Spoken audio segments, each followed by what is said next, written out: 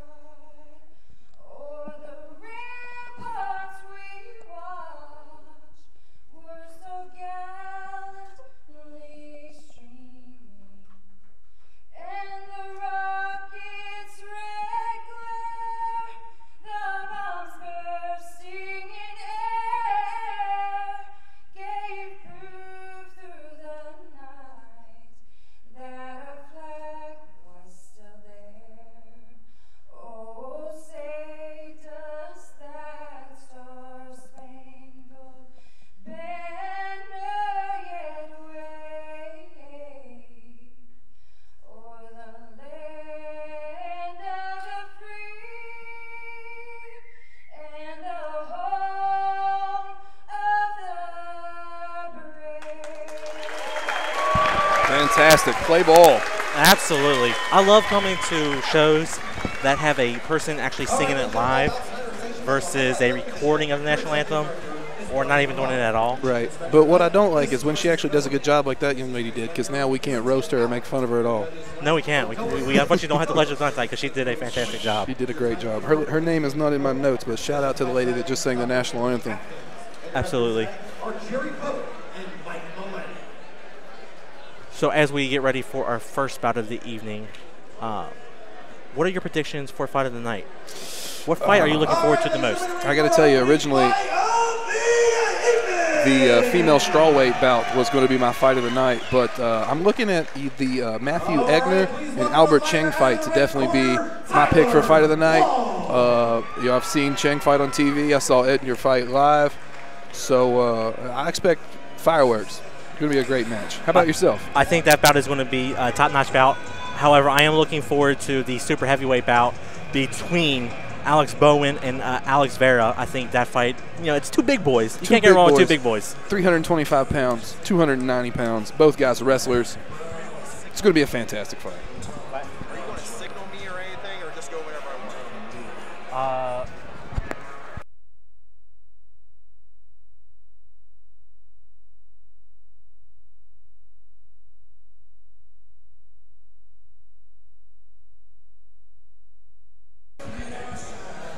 All right, so our first fight of the evening, our first fight for IT Fight Series 31 is getting ready to be underway. First fighter of the evening, Tyler Long, is making his amateur debut. Both fighters are in the obviously in the middleweight division. Tyler Long stands at 5'9", is 24 years old, and weighed on the scales today at 172 pounds. It's impressive coming out of Greenfield, Ohio. My notes say he's a wrestler, and his opponent, Tommy Tuberville, is a wrestler / boxer, so we should see a classic grappling match here as he's getting ready to step into the cage, getting checked out by the physician, by the referee, making sure he doesn't have any razor blades in his boots or anything, Ric Flair style. So if I see brass knuckles come out of the draws tonight. That's it. Paul Heyman comes out of the back, I'm beating him up. Sorry, we're nerds. That's part of it. You're going to get a mixture of professional wrestling and MMA tonight? Absolutely, absolutely. It's going to be a good time, folks. I always tell people I'm a little bit Michael Chiavello, a little bit Joe Rogan, a little bit Jim Ross, and a lot of boss. A lot of boss. There you go. A lot of boss. The dang, the dang. I want to see liver kicks. I want to see you work the dang into the broadcast tonight. I will work it in. I will try to work it in immediately. Let's pass it up to the cage. All right, ladies and gentlemen, let's welcome his opponent out of the blue corner, Tommy Tuberville. Tommy Tuberville stands at an impressive 6 foot tall at the very young age of 19 years old. He fights with Lima Combat Sports out of Lima, Ohio, right here in his hometown. He weighed in today at 183 pounds. And like I said earlier, a wrestler boxer, so a very well-rounded athlete here. Young kid stepping into the cage. Like we were talking before the fights got started. This could be, the future, both of these kids. Absolutely. Kind of a weight disparage between the two. We have, Tyler Young that weighed in 172 pounds. Tommy weighed in 183 pounds. Both in the middleweight division. Unless I read that wrong, it might have been 182 pounds, which is probably more like it. That sounds about right. Typos are a common thing that happens. So, and that kid, if he's 170 pounds, his bones are hollow. Look at him. It must be. He's a stout young man over there. Extremely, extremely. Tyler Long does CrossFit, and he doesn't skip leg day.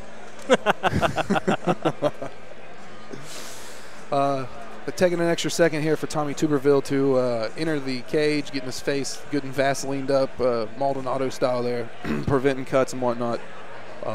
If you try to Google Tommy Tuberville for stats about his career or anything, you'll come up with a lot of stuff. He shares a name with a famous football coach, so it was extremely hard to find anything about the fighter Tommy Tuberville. So I'm excited to find out something about him right here. He's going to have a test. It's going to be a great first opening bout of the evening. Both do have the wrestling background. I have a feeling that this fight is going to stand on the feet. All right, we're going to pass it up to our ring announcer, Nick Hahn, as he makes the official introductions. The ring girl's smoking. All right, ladies and gentlemen, this fight is scheduled for 3 3-minute rounds in the IT Fight Series middleweight division. Introducing first, fighting out of the red corner. This man is a wrestler in his first career MMA fight. He stands 5 feet 9 inches tall, weighing at 172 pounds. Fighting out of Greenville, Ohio, Tyler Long. And his opponent, fighting out of the blue corner. This man is a wrestler and a boxer in his first career MMA fight. He stands 5 feet 11 inches tall, weighing at 183 pounds. Fighting out of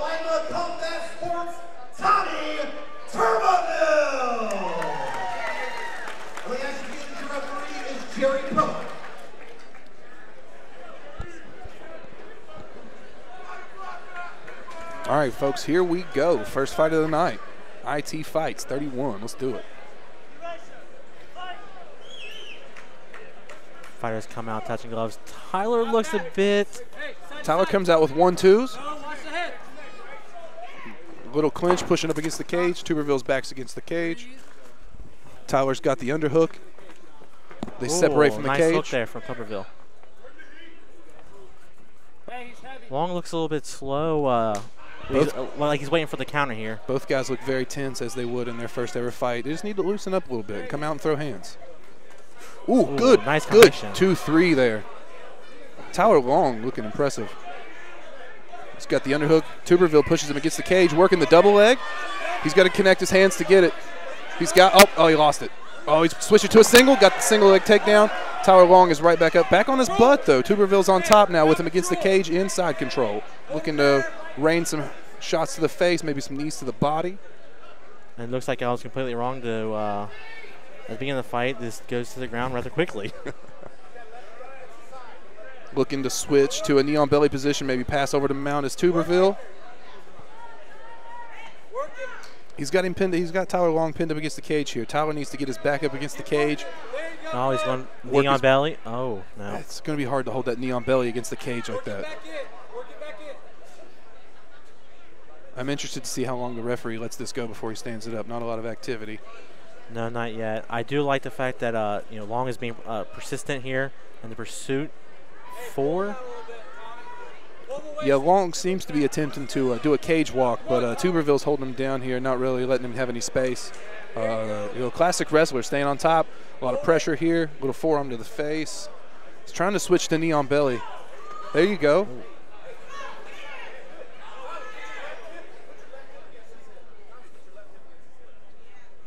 Long still got the foot in the cage. Looks like he's trying to go for that wall walk there. Oh, Tuberville setting up a Kimura or a paintbrush here up top.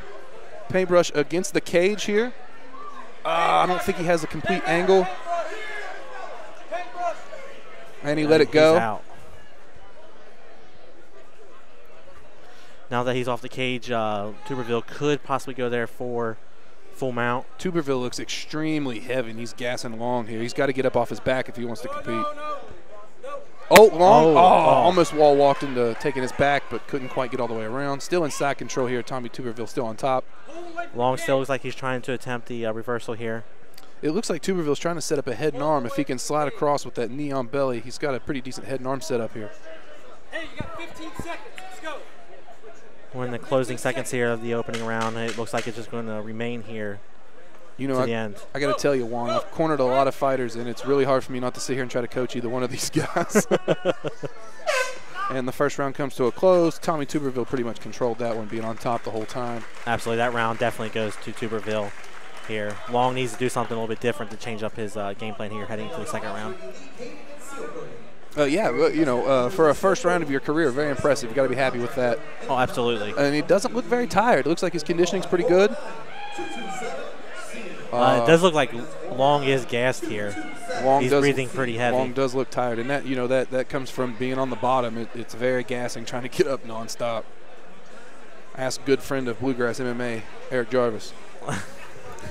It looks like his cornerman is going to try to attempt to put the plastic gloves over his hand wraps. Doesn't look like it's doing a good job there. Yeah, I'm not sure who his cornerman is, but he obviously fights later on tonight. From my experience, I always like to have coaches in the ring. I understand if your coach is fighting, that's difficult, but the fighter needs to be focused on his fight. Absolutely. I couldn't agree more with that statement. And now he's got to worry about, coaching his student. Right, and I mean, there's a lot of emotion in someone else fighting. You get very riled up. You could already have an adrenaline dump or two before you even get in the cage. Absolutely, and that's one of the things I hear from coaches. One of the it's not so much of them fighting; it's their students fighting is the hardest part of the MMA game. Exactly, and here we go at the beginning of round 2. Tommy Tuberville, Tyler Long coming out for 3 more minutes of combat. The cage door locks. They come out to touch gloves. Tyler Long a little tentative coming out of the corner this round here, looking to throw a big right hand. He's only looking for that heavy punch. Ooh, nice leg kick by Tuberville there. Nice leg kick to return. Tuberville going for a single leg. drives him against the cage. Tyler Long with the whizzer switches it around, pushes his opponent against the cage. Good knee to the midsection. Nice. Looks like the talk in between rounds went well for Long. He definitely wants to keep this one standing. He doesn't want to go back to the ground. I think that's a great idea. Tuberville dominated him on the ground in the first round here. Long Tyler comes Long forward with a nice combination. Tuberville reverses, puts his back against the cage. He's shooting for a single. Tyler Long doing a good job to stop that single leg. He needs to put his hips down a little more, get a little more sprawl into that. Long's got the underhook in to defend the takedown, but it's too late. Tuberville pulls his leg out from under him. And he's now in Tyler Long's guard. Long's head is against the cage. He's getting the signal from his corner to make the move. This will be a very trying position for Long, and something good for his first amateur fight. You know, to go through this type of punishment. Tyler Long trying to set up a triangle here. Tuberville needs to regain his posture, put his head to the ceiling, and get out of this. Long needs to get hit left arm. Yeah. Long needs to switch his hips, underhook the left leg of Tuberville with his right arm. It's not looking like he's going to try to do that, though. I don't know if he even knows that. Oh, shit. Tuberville coming down hard from up top.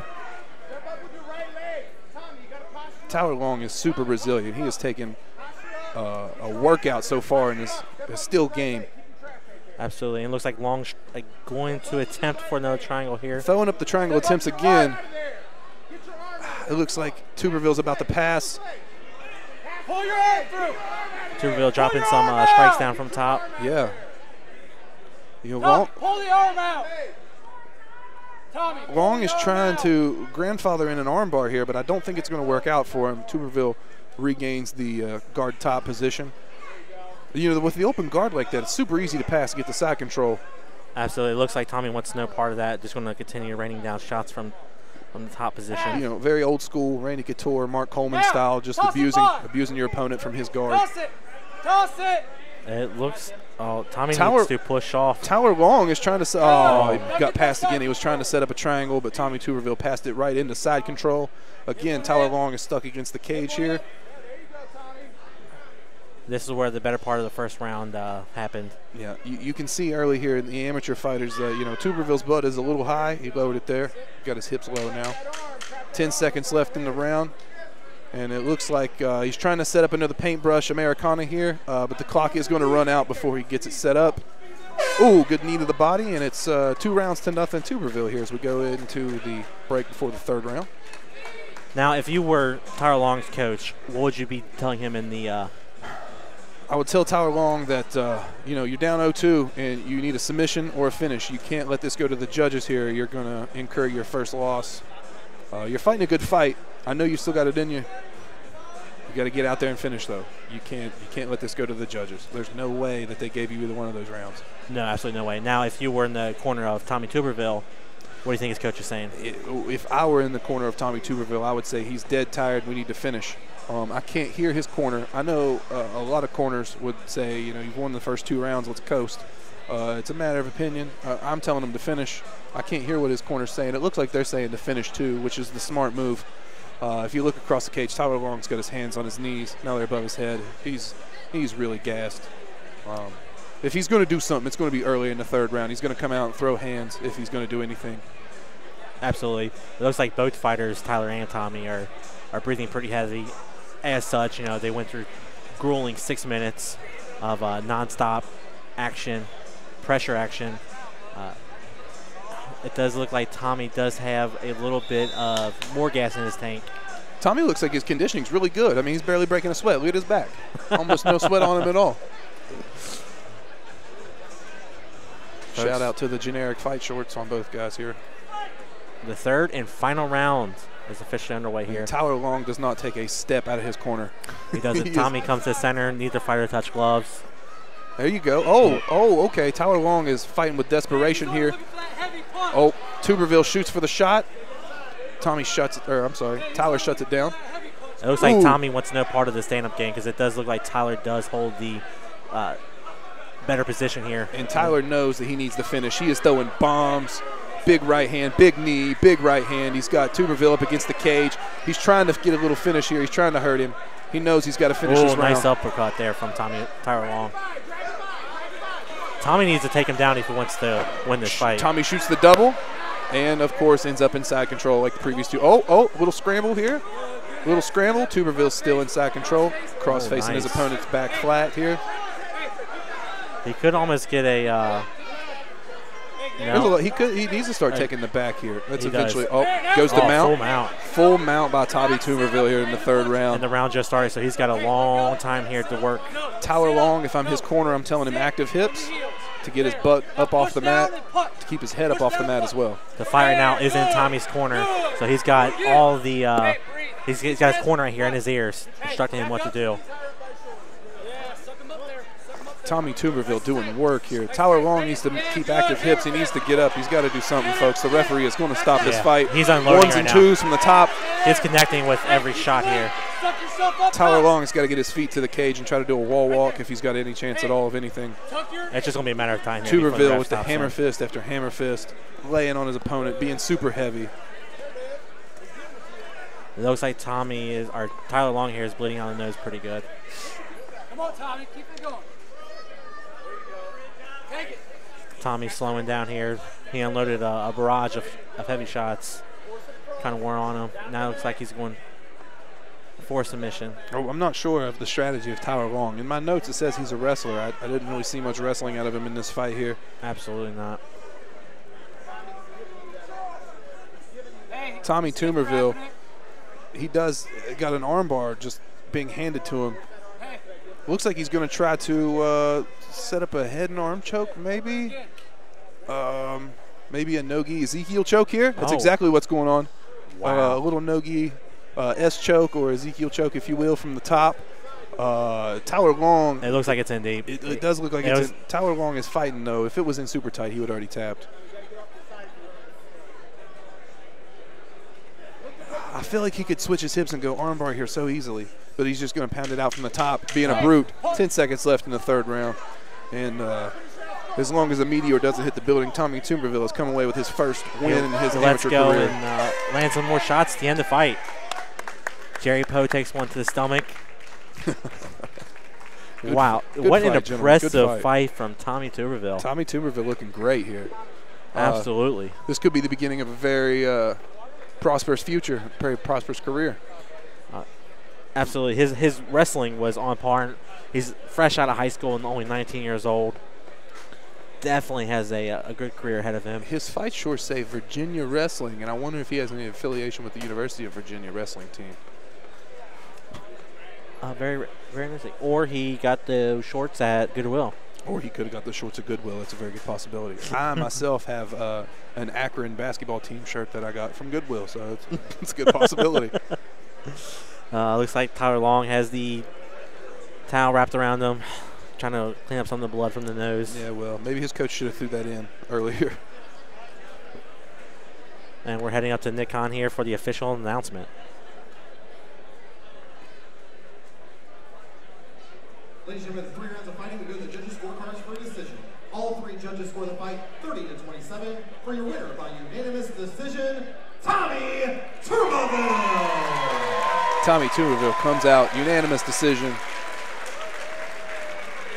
Looking really good here from the Lima Combat School, so getting a win in front of his hometown, always an added bonus. Going to do a little post-fight interview here, passing it back up to the cage. Of course, first he has to pose with the ring girl. Who wouldn't? I'm here with your winner, Tommy Tuberville. You're able to take him down to the ground. You controlled the fight once it was there. Talk us through it.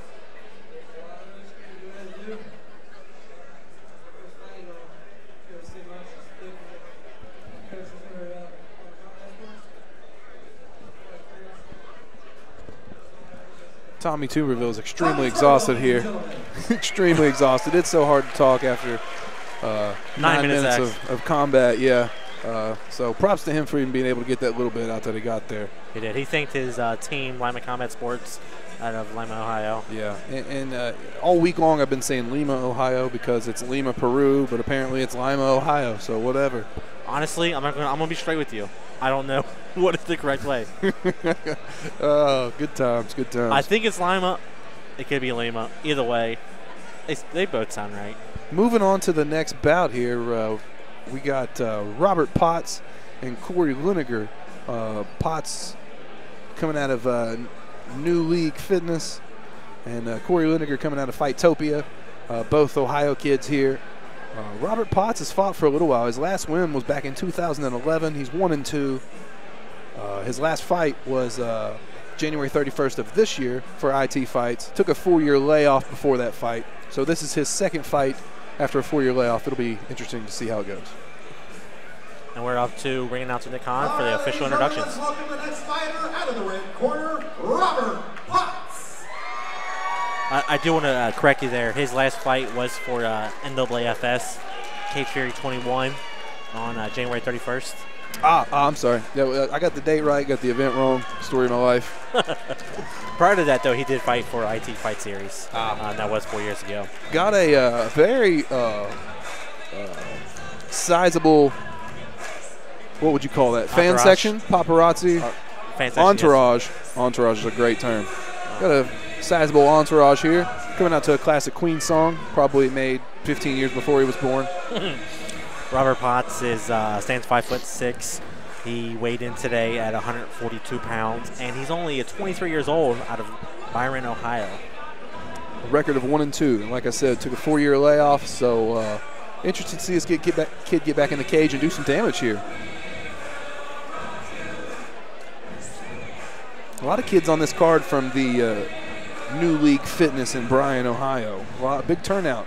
Absolutely. I think tonight, this is a new gym. I haven't seen them around too often here in the Ohio MMA community. So it is nice to see upcoming gyms, to see how they perform. And I'm actually kind of excited to see some of their fighters tonight. Absolutely. And, you know, like I mentioned, the gym has a fan base with it. So obviously they're doing something right.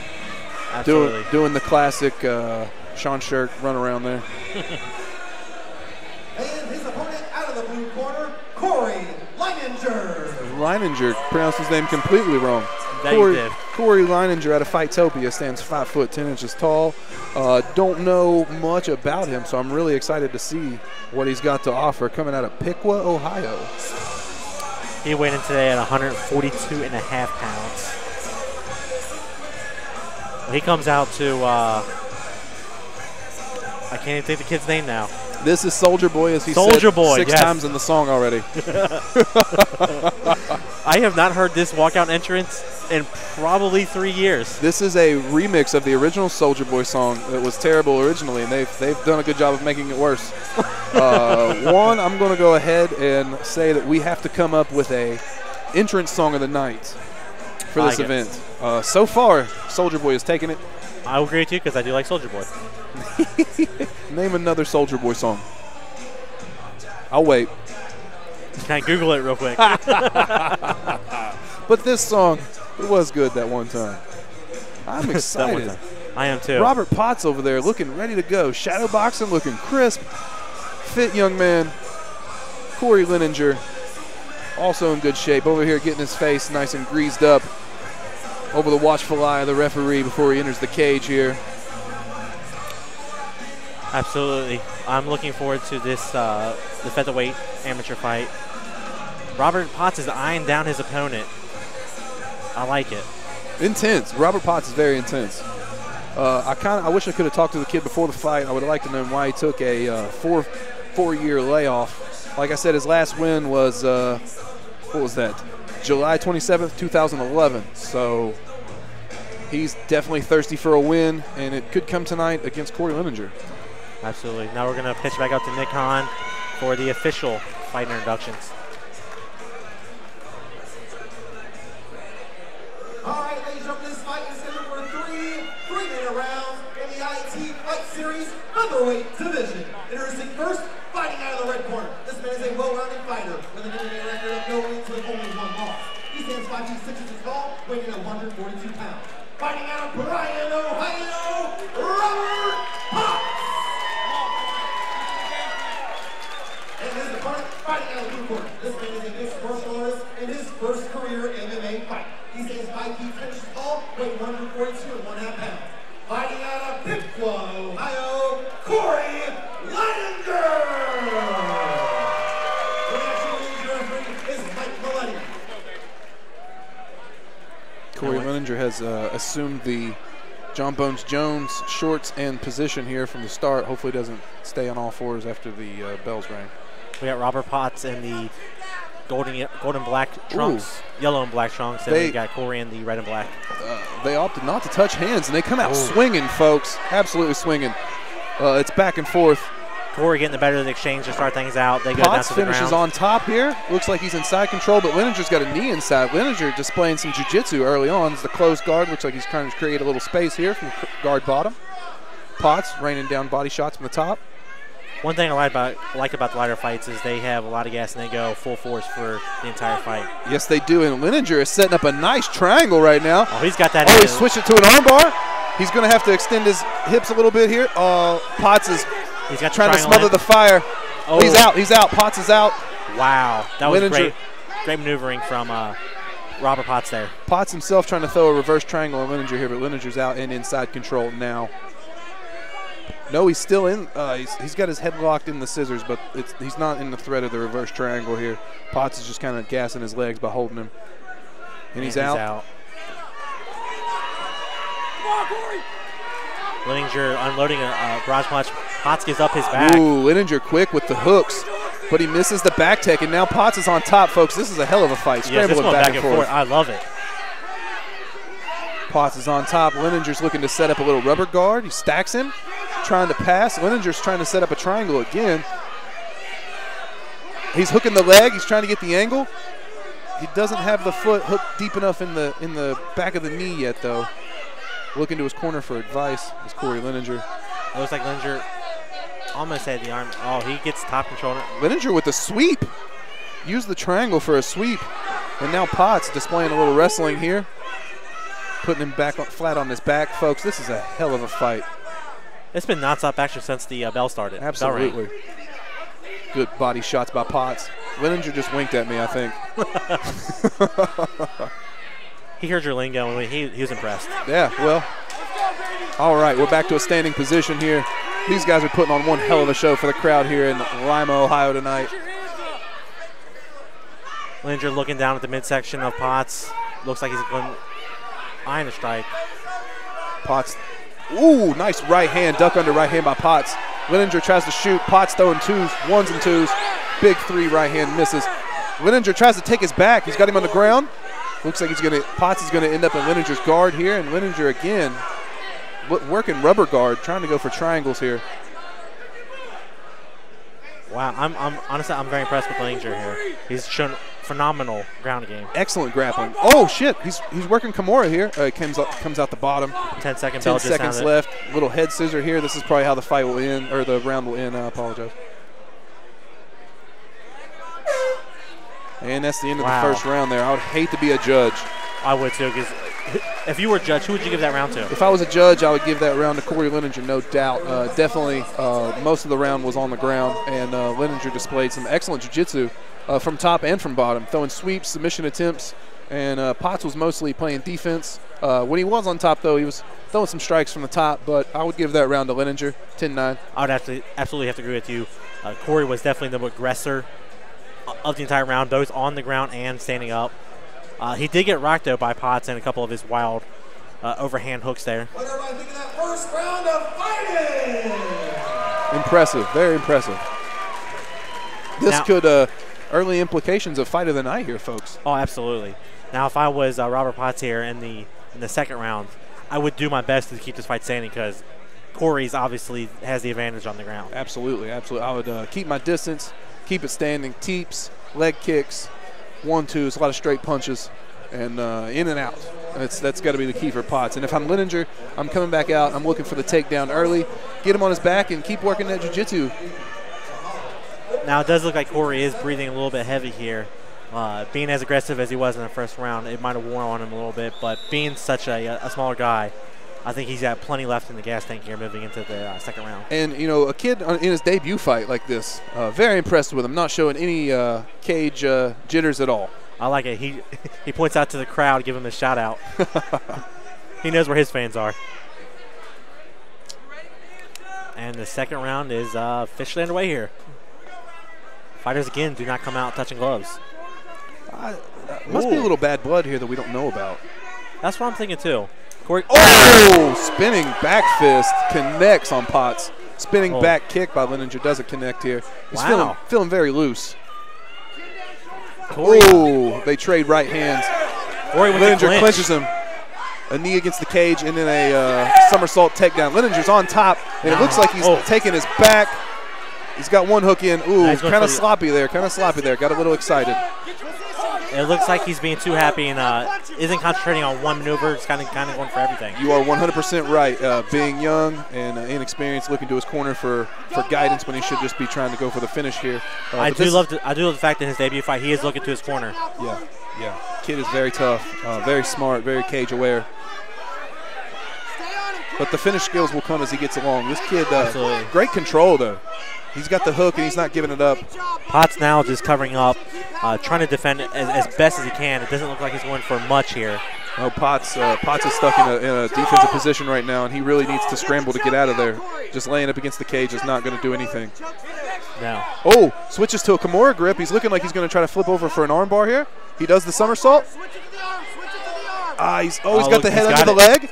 He needs to come out bottom. He needs to come out. It looks like Potts is going to get out of this and end up on top here. Potts trying his best to get out of everything. If Potts can just pass this left leg here, he'll end up in side control. Cory looking over to his corner to find out what he should do next. See, if Potts knew the Von Flue choke, it'd be over right now. Cory is holding that head down in a guillotine position. Robert Potts is going to knees to the midsection here. Looks like he landed several of them there. Yep. Hard to tell from our angle. Yep. See, kids, I preach the Von Flue choke day and night, and that's why right there, that was a perfect. Woo, Potts is throwing knees against the cage. Cory is stuck against the cage, and Potts is throwing devastating knees. His corner's going crazy over there. Potts now in guard, throwing bombs. Leininger's taking a beating right now. This is his round. Cory's making up for the first round of inactivity here. Sweep, Cory, sweep. Sweep, his base is crap. Sweep. His base is no good. Cory's working with a one butterfly in here in a open guard. Potts' corner's yelling at him, but I can't really tell if he's able to hear him. Leininger's switching from open guard to closed guard. It looks like he's going to try to set up a submission here. Potts has slowed down. May have blew his wad there. Let's be offensive here, Cory. Cory grabbing the cage there. No call from the ref. Looks like he's trying to set up an armbar here from the bottom. Oh, he missed it though. 10-second bell we got here in the second round. Robert might get another couple punches off here before the end of the round, and that's it. And that round's got to go to Robert Potts. I got it scored 1 round to 1 round right now, as it was back and forth at the beginning of the round, but Potts clearly dominated that round at the end. For me, that would be a hard round to judge because to me, Cory won the better part of the round, the first 2 minutes of the round, but Potts took control. He dominated the last minute. So depending on how the judges lean, if they look towards what happened recently, that round could go to Potts. Yeah. You know judges, though, as well as I do. They really put the last minute of the round, last 30 seconds of the round, weigh that very heavily into the overall judging of the round. And if you did that, then Potts clearly won that. Absolutely. And as a fight fan, I do like it going into the final round, one round apiece. Absolutely. So that's how I'm going to score it. Because if you're Robert Potts right now, if you're Robert Potts' coach, what are you saying to him? How do you get him ready to come out and dominate like he just did? Honestly, even though at the beginning of the second round, Cory was the better fighter on his feet, to me, Robert Potts is not faring well on the ground. So if I was his coach, I would say keep the fight standing as long as possible. Try to avoid the spinning back heel and the spinning back fist that Cory opened up with in the second round. Absolutely. And try to keep it standing. That's the only way I can see him winning the fight. And ideally, I would say finish the fight because the second round could have gone either way. Right. This is, I would say, this is a winner-take-all round here in the third round. And Cory Leininger starting to show a little fatigue here in his first MMA fight.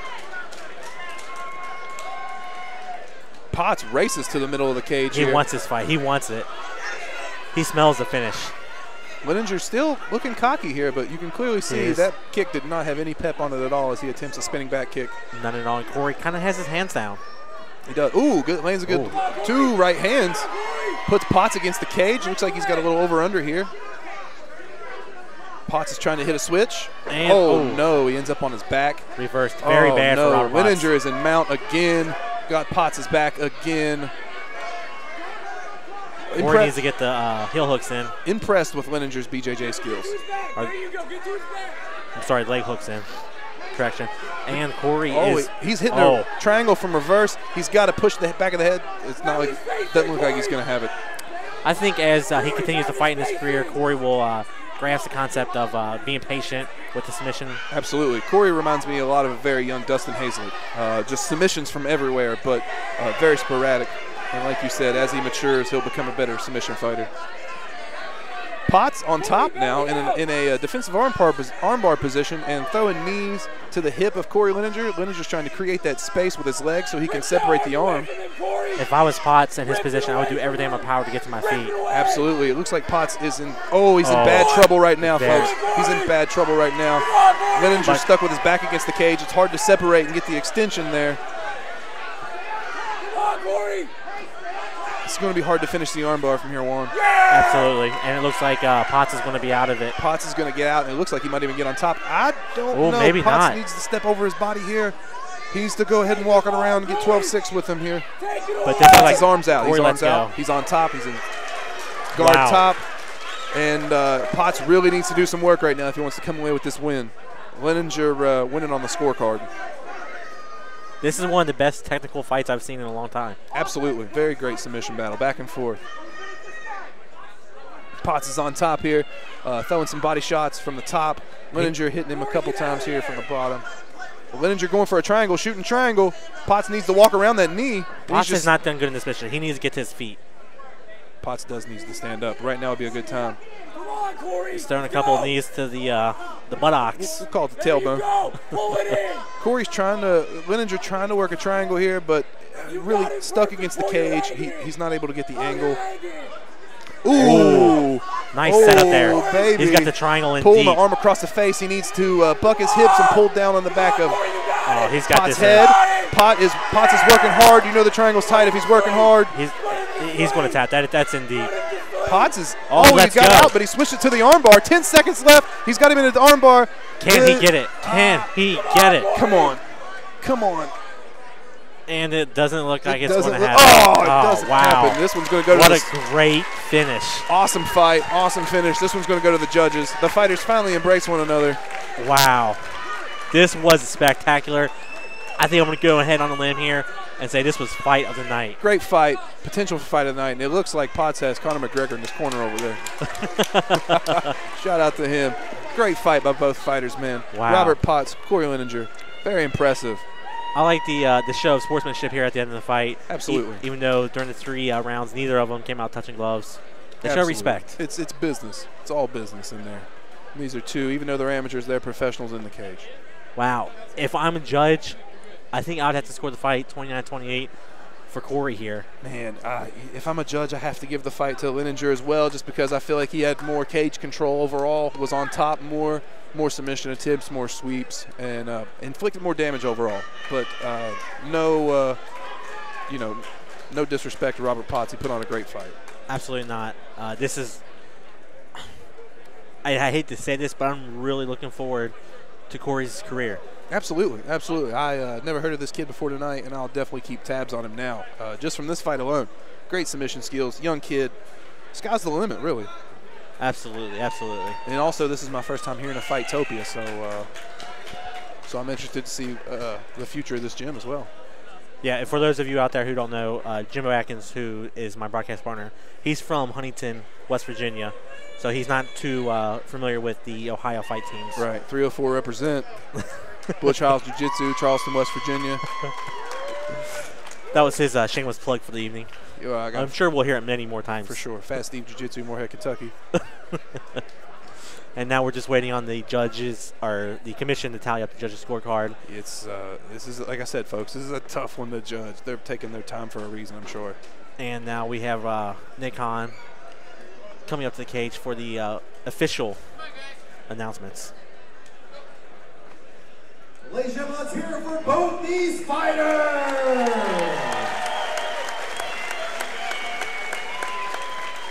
Ladies and gentlemen, after 3 rounds of fighting, we have the judges' scorecards for decision. Judge Serwinski scores the fight 29-28, Leninger. Judge Mercer scores the fight 29-28. Potts. Wow. Here we go, folks. And Judge Gray scores the fight 29-28 for your winner by split decision, Robert. Wow. Very, very controversial decision. Wow. Either decision would have been a controversial decision, but very controversial decision here tonight. IT Fights 31, second fight of the night. Robert Potts comes away with a win. His first win since 2011, so I'm sure he's pretty pumped right now. Let's go up to the cage and hear his post-fight interview after he takes a picture with the cutie here.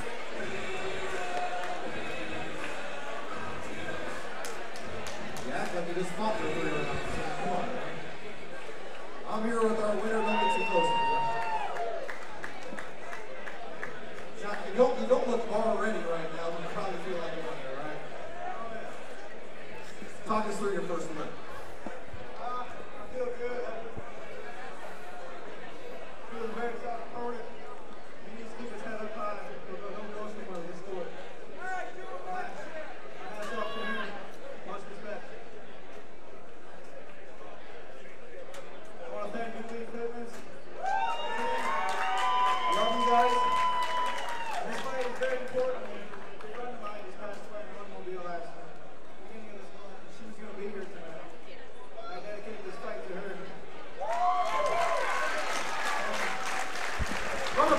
Robert Potts giving a shout out to a friend who passed away in an automobile accident at the beginning of this month. What a class act.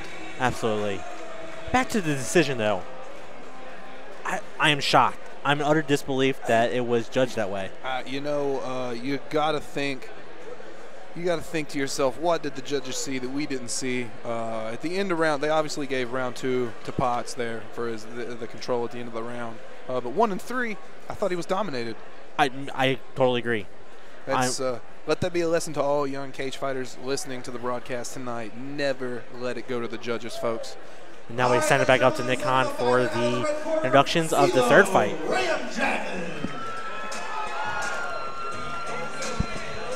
Eminem for the second time tonight. Wait, there was the Eminem song earlier? The first fighter had an Eminem song. Oh my! I told you I would not be able to tune to the music. Who was it? Tyler Long or Tommy Tuberville? Tyler Long came out to Eminem. Okay, so far it's holding up that if you walk out to Eminem, you're going to lose. Yeah. As the old. Here's coach of Tyler Long. Oh man, I'm going to butcher this young man's name. CeeLo Ramjatan, I believe. CeeLo Ramjatan. CeeLo. He is a wrestler out of Greensville, Ohio. And let's welcome his opponent out of the blue corner, Ron Brown. Okay. Ron Brown, a kickboxer from Mount Vernon, Ohio, out of Lima Jiu-Jitsu Academy. Back to CeeLo here. CeeLo is 5'7", 23 years old. Weighed in yet today at 152 pounds. His opponent, Ron Brown, 6'1", 23 years old, same age as CeeLo here. He weighed in also at 152 pounds. 6 foot is very tall for 155 pounds. Absolutely. He does clearly have the height advantage, and I'm going to go on a limb here and say the reach advantage as well. Yes, but CeeLo is built like a brick shithouse. Yes. He's a very stout young man. This is going to be another great fight. I'm telling you, the crowd here, a lot of energy in this crowd. These people are loving these fights so far. I can feel it. I can feel the energy in the air. I can too. In the air tonight, as Phil Collins would say. I have a feeling we should work in just random words into our broadcast tonight. Okay, I'm down. I'm down. Robert, I'm sorry. Ron, shoot, I'm not going to get this guy's right. Ron Brown getting lubed up by the referee here before he steps in the cage. A little Vaseline on the face to ensure that he doesn't get cut. Very fired up entering the cage here. I love it. Man. He looks out to the crowd, gets them pumped up for this fight. Classic kickboxer body build. Thin, long. Should be impressive. Kind of reminds me of a small Q Parks just by looking at him here. I can definitely see that. Q Parks fights out of Reaction MMA down in Lexington, Kentucky. And now we pass it back up to Nick Hahn here for the official introductions. Lightweight division. Introducing first, fighting out of the red corner. This man is a wrestler in his first career MMA fight. He stands 5 feet 7 inches tall, weighing 152 pounds. Fighting out of Greenville, Ohio, CeeLo Ramjatan. And his opponent, fighting out of the blue corner. This man is a kickboxer in his first career MMA fight. He stands 6 feet 1 inches tall, weighing 152 pounds. Fighting out of Mount Vernon, Ohio, Ron Brown. Two fighters here making their debuts tonight. Both guys, I can tell you, looked like incredible athletes here. Ron Brown starting the fight off much like Cory did in the last fight, down on 0-4s, and as I said, that stands back up. Very tall kid for 155 pounds, man. This is, I'm very impressed. Watch for the shoot right away. Fighters come out, touch gloves, and the fight is officially underway here. Ooh, Cory showing, Ron Brown showing some good hands here. Pulls CeeLo down into his guard. Oh, CeeLo's throwing some bombs from top. Brown is trying to work an armbar here, but it's just not deep. Oh, it does look pretty deep there. It's not in. It's kind of like a modified triangle armbar. Yeah. Ron Brown's going to have to go ahead and pull guard and get out of this position here. It looks like. CeeLo's working good, trying to pass guard here. CeeLo is almost in Ron Brown's side control. Ron grabbing the cage there a little bit. CeeLo's got to go ahead and pass that leg there, get into side control before he can work. Ron Brown needs to walk his shoulders out the mat and pull CeeLo down into his guard. CeeLo does take side control here. CeeLo passes. Ooh, CeeLo raining shots from the top. Looks like he's about to take Ron's back. No hooks, and Brown is able. Looked like he was going to be able to escape. It looks like he's going for the rear naked choke here, and it does look like it's in deep. No hooks in, and CeeLo is now in a. He's like in a combat mount, if you will. It's almost a side mount. Gives the thumb up, Ric Flair style to Ron Brown. Little neck cranking action. Let's go. CeeLo throwing bombs from the top. Ron Brown pushes away off the cage, ends up in half guard bottom. CeeLo immediately trying to pass the side control here. CeeLo inside control. Passing the mount, throwing bombs from the mount top position on Ron Brown, who is avoiding most of those shots. And this is where the strength comes into play for CeeLo here as he begins to rain down shots. Oh, the classic door hinge sweep, and Ron Brown is now on top throwing shots to CeeLo, and the crowd is starting to get fired up. CeeLo goes for a submission of his own. Throwing up a triangle attempt here, and Ron Brown is doing the Henzo Gracie defense. And CeeLo ends up, almost in a mounted position. Fighters are back standing, and here we go, folks. A minute and a half left in the first round. Let's do it. Big leg kick by CeeLo. Big nice Superman punch. Big right hand to follow. Ron Brown backing him down. Fighters are just standing in front of one another here. Very tired early on in the fight. A very taxing first round. You can see the veins on CeeLo as he's been CeeLo tensed up the entire fight. He does not seem to be aware of his range, throwing shots from way out of range. But hits a nice little double leg here on Ron Brown. Finishes, going to pass. He's in, passes all the way to mount from the double leg. Very nice technique. And Ron Brown's trying to get to his knees, and the process gives up his back. Ron Brown goes belly down and gives up his back. CeeLo's only got one hook in, though. Ron can get out of this. 10 seconds left in the first round. He's working on the rear naked. Brown goes 2 hands on one to pull it down. And that's going to pretty much be the end here of the first round. Good first round. Good first round. Absolutely. Again, first round of either one of these fighters' career here. Like I said at the beginning of the broadcast, we're witnessing the most important moment of these young men's life right here. We got Ron Brown here down. Listen to his corner here. He's resting up. And then we have CeeLo here standing. It looks like he's not really worn out from the first round. No. Where I come from, Arbitrage Jiu-Jitsu, we don't really do the sitting in between rounds. We always stand. Just to show your opponent that you're not tired. And CeeLo does not look tired over there. He does not. Ron Brown, his corner is right beside our broadcast position, and you can see his stomach. He's breathing pretty hard right now. He's sucking some wind, and Ramjatan can see that, and he's probably going to try to take advantage of the situation. And I always hear, too, when you're in between rounds, if you're sitting down, you can't get the full deep breaths. True, true. You need to stand to get the full deep breath. Juan over here with the physiology. Hey, I'm just trying to make up for my lack thereof knowledge of the ground game that you have. Well, yeah, you do what you can, and I appreciate it. That's all I really have. I'm going to start making stuff up as I go, just to sound smart. I like it. Got him in a single-sided chicken wing over here. Looks like he's about to throw a figure four leg lock. Arn Anderson comes in the ring with a chair. All right, Ron Brown, CeeLo Ramjatan here. Getting ready to start round 2. Ohio versus Ohio as they touch gloves in the middle of the cage. Ramjatan coming out with a low stance, maybe looking to shoot. Ron Brown standing almost straight up. He does. I like the movement from CeeLo here. Big right hand by CeeLo. Looks like it's just a matter of time until he tries to go for the shot. Nice jab there.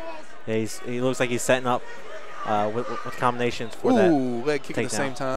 Ron Brown, a very athletic kid, but just kind of standing in front of CeeLo. Good body knee, but it looks like he's going to end up in his guard. CeeLo's on top. He needs to let go of that guillotine, and he does. He does let go of the guillotine. Ramjatan needs to look for a pass here. It looks like he's just going to kind of lay and be heavy on top of Ron Brown and tax his cardio here a little more, which is a very smart move to tire out the athlete. Brown moving to a high guard, and moves it back down to a full guard. Ramjatan throwing some strikes from the top. Brown looks like he's trying to angle for a submission, but not really attempting the submission after the angle. He's got a head against the cage. Ramjatan has pushed him up against the cage here. The crowd well versed in jiu-jitsu. Ron Brown is trying to work a triangle here. He's trying to work an armbar. Oh, he's got the leg around, and it looks like early triangle setup here, coming on slowly. Slowly pulling Ramjatan's arm across the front of his face here. They're fighting for that right now. It looks like the height of Ron Brown is playing to the disadvantage of him trying to get this triangle in. It is. And his almost a big slam. And Ron Brown, who was in the triangle position, almost slammed, stood up, reversed the position, and now is on top as Ramjatan has pulled guard. Looks like CeeLo is squinting in pain. Maybe that he landed wrong when he got thunderous body shots coming in from Ron Brown. Oh, armbar, tight armbar, but Ron Brown's head is inside. Now it's on the outside. This tight armbar. Brown's head is back inside. Defending well. Very calm kid here in his first fight. Belly down armbar. Ron's got to walk his body over top of Ramjatan's body, and he does. He's got to get that other leg over. He does. Now he can get his arm out past that leg and get into side control, but he's going to sit in Ramjatan's guard, and Ramjatan's going to set up a triangle attempt here. Big strikes from Ron Brown from the top. That was impressive little 20-second rolling around there. Impressive little transition. Jiu-jitsu is beautiful, man. If you know what you're looking for, it's a beautiful thing. Ramjatan set up a triangle here. He's got the foot pretty deep in the leg, but he needs it deeper in the calf. He's pulling on the back of the head. It looks like he's going to use the triangle for a mount sweep here. He could switch to the armbar. 10 seconds left here in the second round. Not really threatening with this triangle. It's not deep enough. He's trying to set up a little catch wrestling Kimura here. And that's the end of round 2 as CeeLo Ramjatan and Ron Brown are putting on a grappling exhibition here for us. I'm liking this. I'm liking this so far. I'm so glad I made this 4-hour drive. There is great jiu-jitsu going on in the cage. I would almost be led to believe that this is a jiu-jitsu tournament. You know, I think they did it just for me, and I would like to go ahead and say to all the fighters on the card that I really appreciate it. They're here to impress you. That's who isn't. It's my world. You all just live in it. Ron Brown again sitting down. Yeah. CeeLo's now to what do you call it, catcher's position? Yeah, catcher's position. A low squat, if you will. And both fighters are really showing fatigue this time. Ron Brown, young man in his first MMA fight, extremely tired right now. We're going to see which one of these guys can reach deeper and come out for the finish here in the 3rd round. Because what's the rule on? You don't leave it to the judges. No, I thought the rule was you do leave it to the judges. No, sir. You do you do not ever leave it to the judges. So I had this sport all wrong is what you're saying. Yes. Just like in golf, how we talked earlier about the highest score is not the winner. It's the lowest score. Okay, now just make that. We did not talk about that earlier. You're right, I didn't. I was trying to create some filler there, and Juan shot it down. So you're saying whoever scores the most touchdowns in Major League Baseball wins? It's the most slam dunks in hockey. I know that. Gotcha. Yeah. Makes sense. Okay, we're entering the third round here between CeeLo, Ramjatan, and Ron Brown here in Lima, Ohio at the UAW Hall. For those out there, how do you have this fight so far? Oh, man. I've got it split just because I really don't know. This is a tough fight to judge. It's been very back and forth. Both fighters showing fatigue, kind of just standing in front of one another here, dancing around, doing a little capoeira. Me personally, I have 2 rounds to none for CeeLo. Wow. That very could easily go that way. I think it's been a little bit more aggressive, and as you were saying, their third round has been so far a slow-paced round. Ooh, slow shot. Hits a double leg, though. CeeLo is on top here. Hits a double leg on Ron Brown. Ends up in the mount position. CeeLo's jiu-jitsu is very impressive. Very impressive. Good grappler here. You can tell Ron is definitely guessed out. He kind of just let that. But Ron Brown, that. Keeping active hips. He needs to hit this door hinge sweep here. CeeLo's using his nice transition over, giving up his back. CeeLo holds on to it, has the hooks in. Brown tries to hit a mount sweep, ends up giving up his back. CeeLo's now setting up a rear naked choke, but Ron is displaying pretty good choke defense here. Got his hands ready in the 2-on-1 position to pull. He's the choke is on the chin right now, not under it. So CeeLo really needs to separate his shoulders here and use his whole body for the choke instead of just his arms. And honestly, it looks like his arms are too short to really get the choke in. Sad but true. It does look that way. Ron Brown showing some great choke defense here. Needs to bridge his hips, turn hard, and end up in guard instead of having his back here. Nice, CeeLo. He rolls over, gets the full mount. CeeLo Ramjatan switching from back mount to mount here. Really got Ron Brown tied up. Not doing a lot of damage, but scoring a lot of points. He's got a head and arm set up here, got an arm bar set up here, and he's just going to stifle some more. Got the full-on body triangle from top. Very hard to breathe for Ron Brown right now. Just squeezing and constricting that diaphragm, making it hard to inhale. Ooh, big strikes on the top.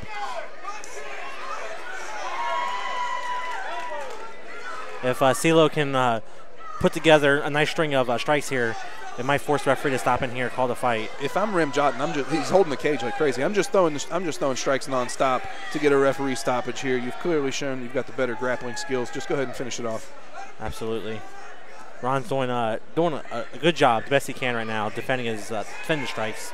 It doesn't look like many of them are landing. Ramjatan set up Americana, and Ron Brown shuts it down. Brown is trying for a door hinge sweep, but with the body triangle on, he's not going to be able to hit it. Ramjatan separates the body triangle. Looks like he might try to go armbar here in the last 10 seconds. He just sits up and throws strikes. Raining bombs down. CeeLo Ramjatan. That, folks, third fight, and for the third time tonight, we're going to the judges' scorecards. Me personally, I think CeeLo takes this fight. Worst case scenario, 29-28. I think I'd give it to him 30-27 across the board. I think CeeLo Ramjatan comes away with his first win in his MMA career here tonight, but no slouch in the cage as Ron Brown. Looked very impressive, high-level athlete, and definitely look forward to seeing this kid in the cage again as well here. Good show of respect, sportsmanship, as both fighters meet in the middle and talk. I like it. Right now, the officials are tallying up the scorecards, and it looks like ring announcer Nick Hahn is making his way inside the cage to give us the official announcement. Again, looking sharp in that UK blue. Go Wildcats.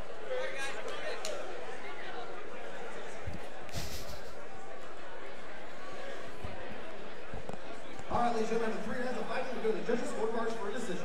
All 3 judges score the fight 30-27 for your winner by unanimous decision, CeeLo Ramjatan. CeeLo Ramjatan coming away with a victory here. It's going to be a short drive back to Greenville, Ohio after that win. Impressive, very impressive. You know, I feel bad because we announced his name wrong the entire fight. Yeah, that'll happen though. That will happen. I apologize, CeeLo. Should just call you CeeLo Green. Ramjatan's entirely too hard to say. I'm here with our winner, CeeLo. You Ramjatan. They couldn't give me an easy name tonight. I'll tell you how. Anyway, coming here, you won your first fight. Walk us through it.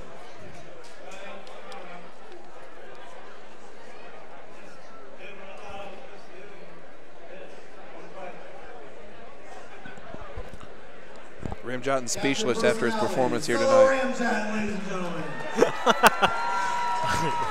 Ring announcer Nick Hans. Captain personality. I love it. I love it. I love it. Second only to Rick Toms. Just kidding, kind of. We were talking about that earlier. Getting ready for Juan's most anticipated fight of the night, the super heavyweight fight between Alex Brown from New League Fitness and Alex Vera from Lima Combat Sports. So we can just say Alex, and we'll be straight. Yeah, we can. Yeah, Alex is on top. Alex is pulling guard. Alex is passing. Alex Bowen, 6'3", 325 pounds. He's 0-1. Like I said, out of New League Fitness. He's labeled as a wrestler. Alex Vera also labeled as a wrestler. 6'2", 290 pounds. Lima Combat Submission. Alex Bowen, believe it or not, Alex Bowen, in his first and only fight so far as amateur in the super heavyweight division, went all 3 rounds. Wow, a super heavyweight fight that went all 3 rounds. I'll bet that 3rd round was action-packed. If you don't know, folks, super heavyweight simply means they weigh over 265 pounds and didn't feel like cutting weight to get under 265 pounds. So we're going to have some monsters in the cage here. Absolutely. I believe in the state of Ohio they do have a cutoff for the super heavyweight division. If I'm not mistaken, it's 350 pounds. Holy shit. Bobby Brown from SV used to be there in Ashland. If you're paying attention, you could definitely come up to Ohio and fight and not have to cut to 265. You should look into that, fat boy. Anyway, Alex Bowen over here getting ready. New League Fitness. Like I said earlier, with a big showing. A lot of fan support here. Everybody's standing up when their New League fighters come out. Absolutely, he looks like he's ready. Bowen rocking the Alexander Emelianenko tattoos on his shoulders there. I'm pretty sure that means you're a hired assassin for the Russian mob. He doesn't look too Russian to me. No. Maybe he's undercover. You can't be undercover with those tattoos. Alexander had to get those removed before he went to jail this time, or else they were going to kill him. True story. And after this, we're going to have a little intermission, and I'm going to try to pull a Mike Goldberg and go pee while Juan talks the whole time. I'm sure the audience was thrilled to hear that. It happens. All right, Alex Vera coming out to Pantera. Bowen. Alex Bowen. No, wait, that's Alex Bowen. Yeah. Aren't they playing Alex Vera's music now? No. Has this been his music the whole time? No, I don't know what happened with the music. I didn't hear nothing at first. I thought he was pulling a Reggie Merriweather. Comes out with no music. Right, yeah. Just comes out. And his opponent out of the blue corner, Alex Vera. Now we got Alex Vera coming out to the cage. Ooh, Take Me to Church. Quality song about, it's the remix too. If you're unfamiliar with this song, it's about the singer's, what is it? His disapproval of the Catholic Church's view of homosexuality. So this is a great song to come out to for a fight.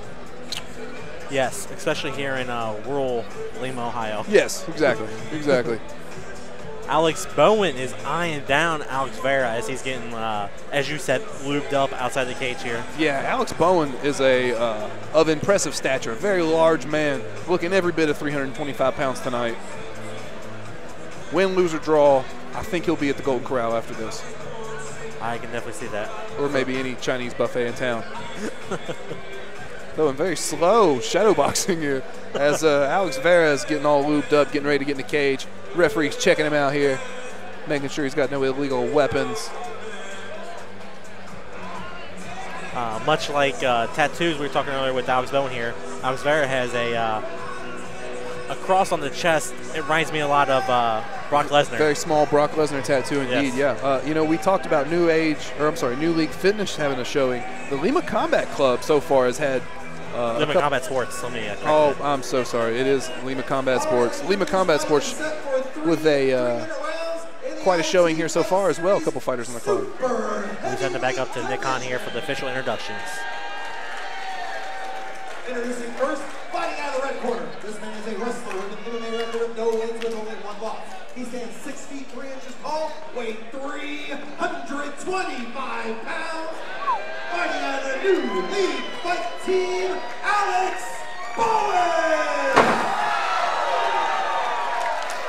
Wow, Alex Bowen jumps up and startles the ring announcer Nick Hahn here.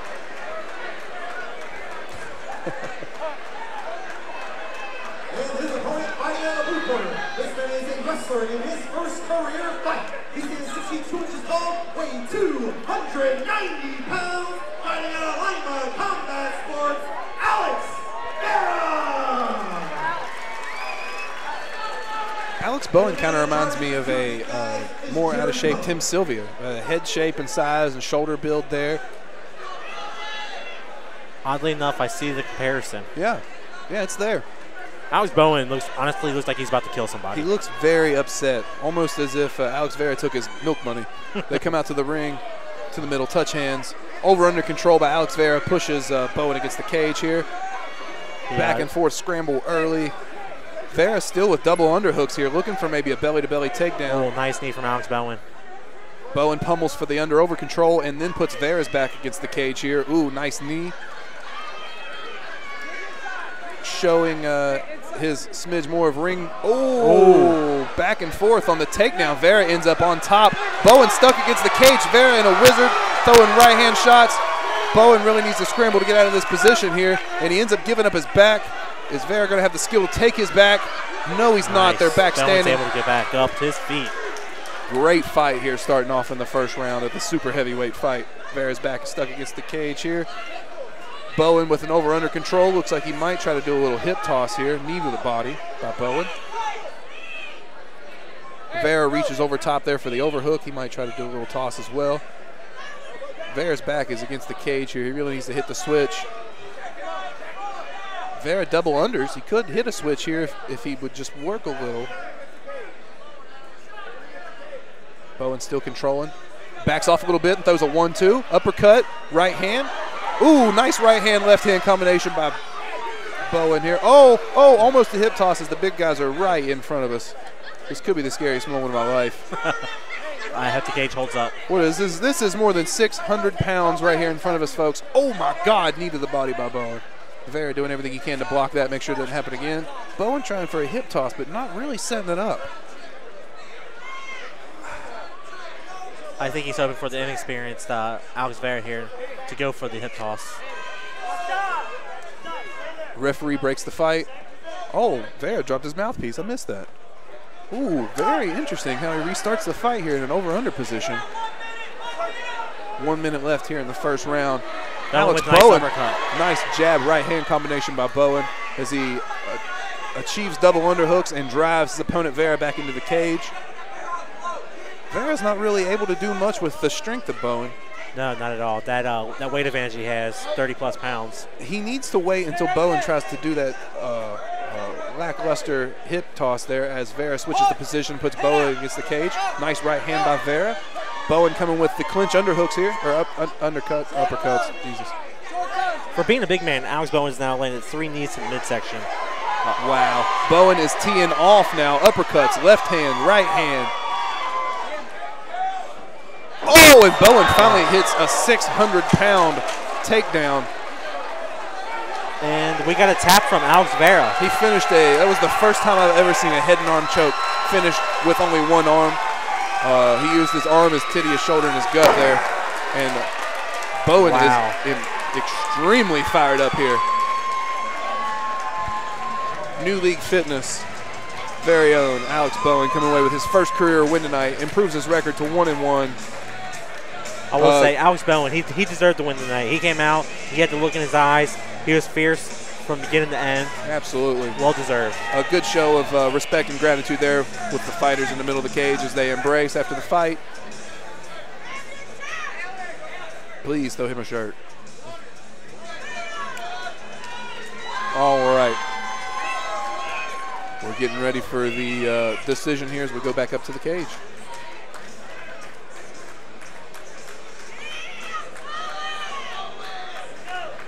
Ladies and gentlemen, the referee has called a stop to this contest at 2 minutes and 56 seconds in the very first round. Declared the winner by tap out due to an arm, neck, triangle, Alex Bowen! Alex Bowen displaying some jiu-jitsu skill there with the one-arm head and arm choke. Like I said, I've been doing no-gi grappling for about 8 years, and I've never seen a no-arm or a one-arm head and arm choke. So very impressive. Getting his picture taken with the cutie, and we toss it back up to the ring for his post-fight interview.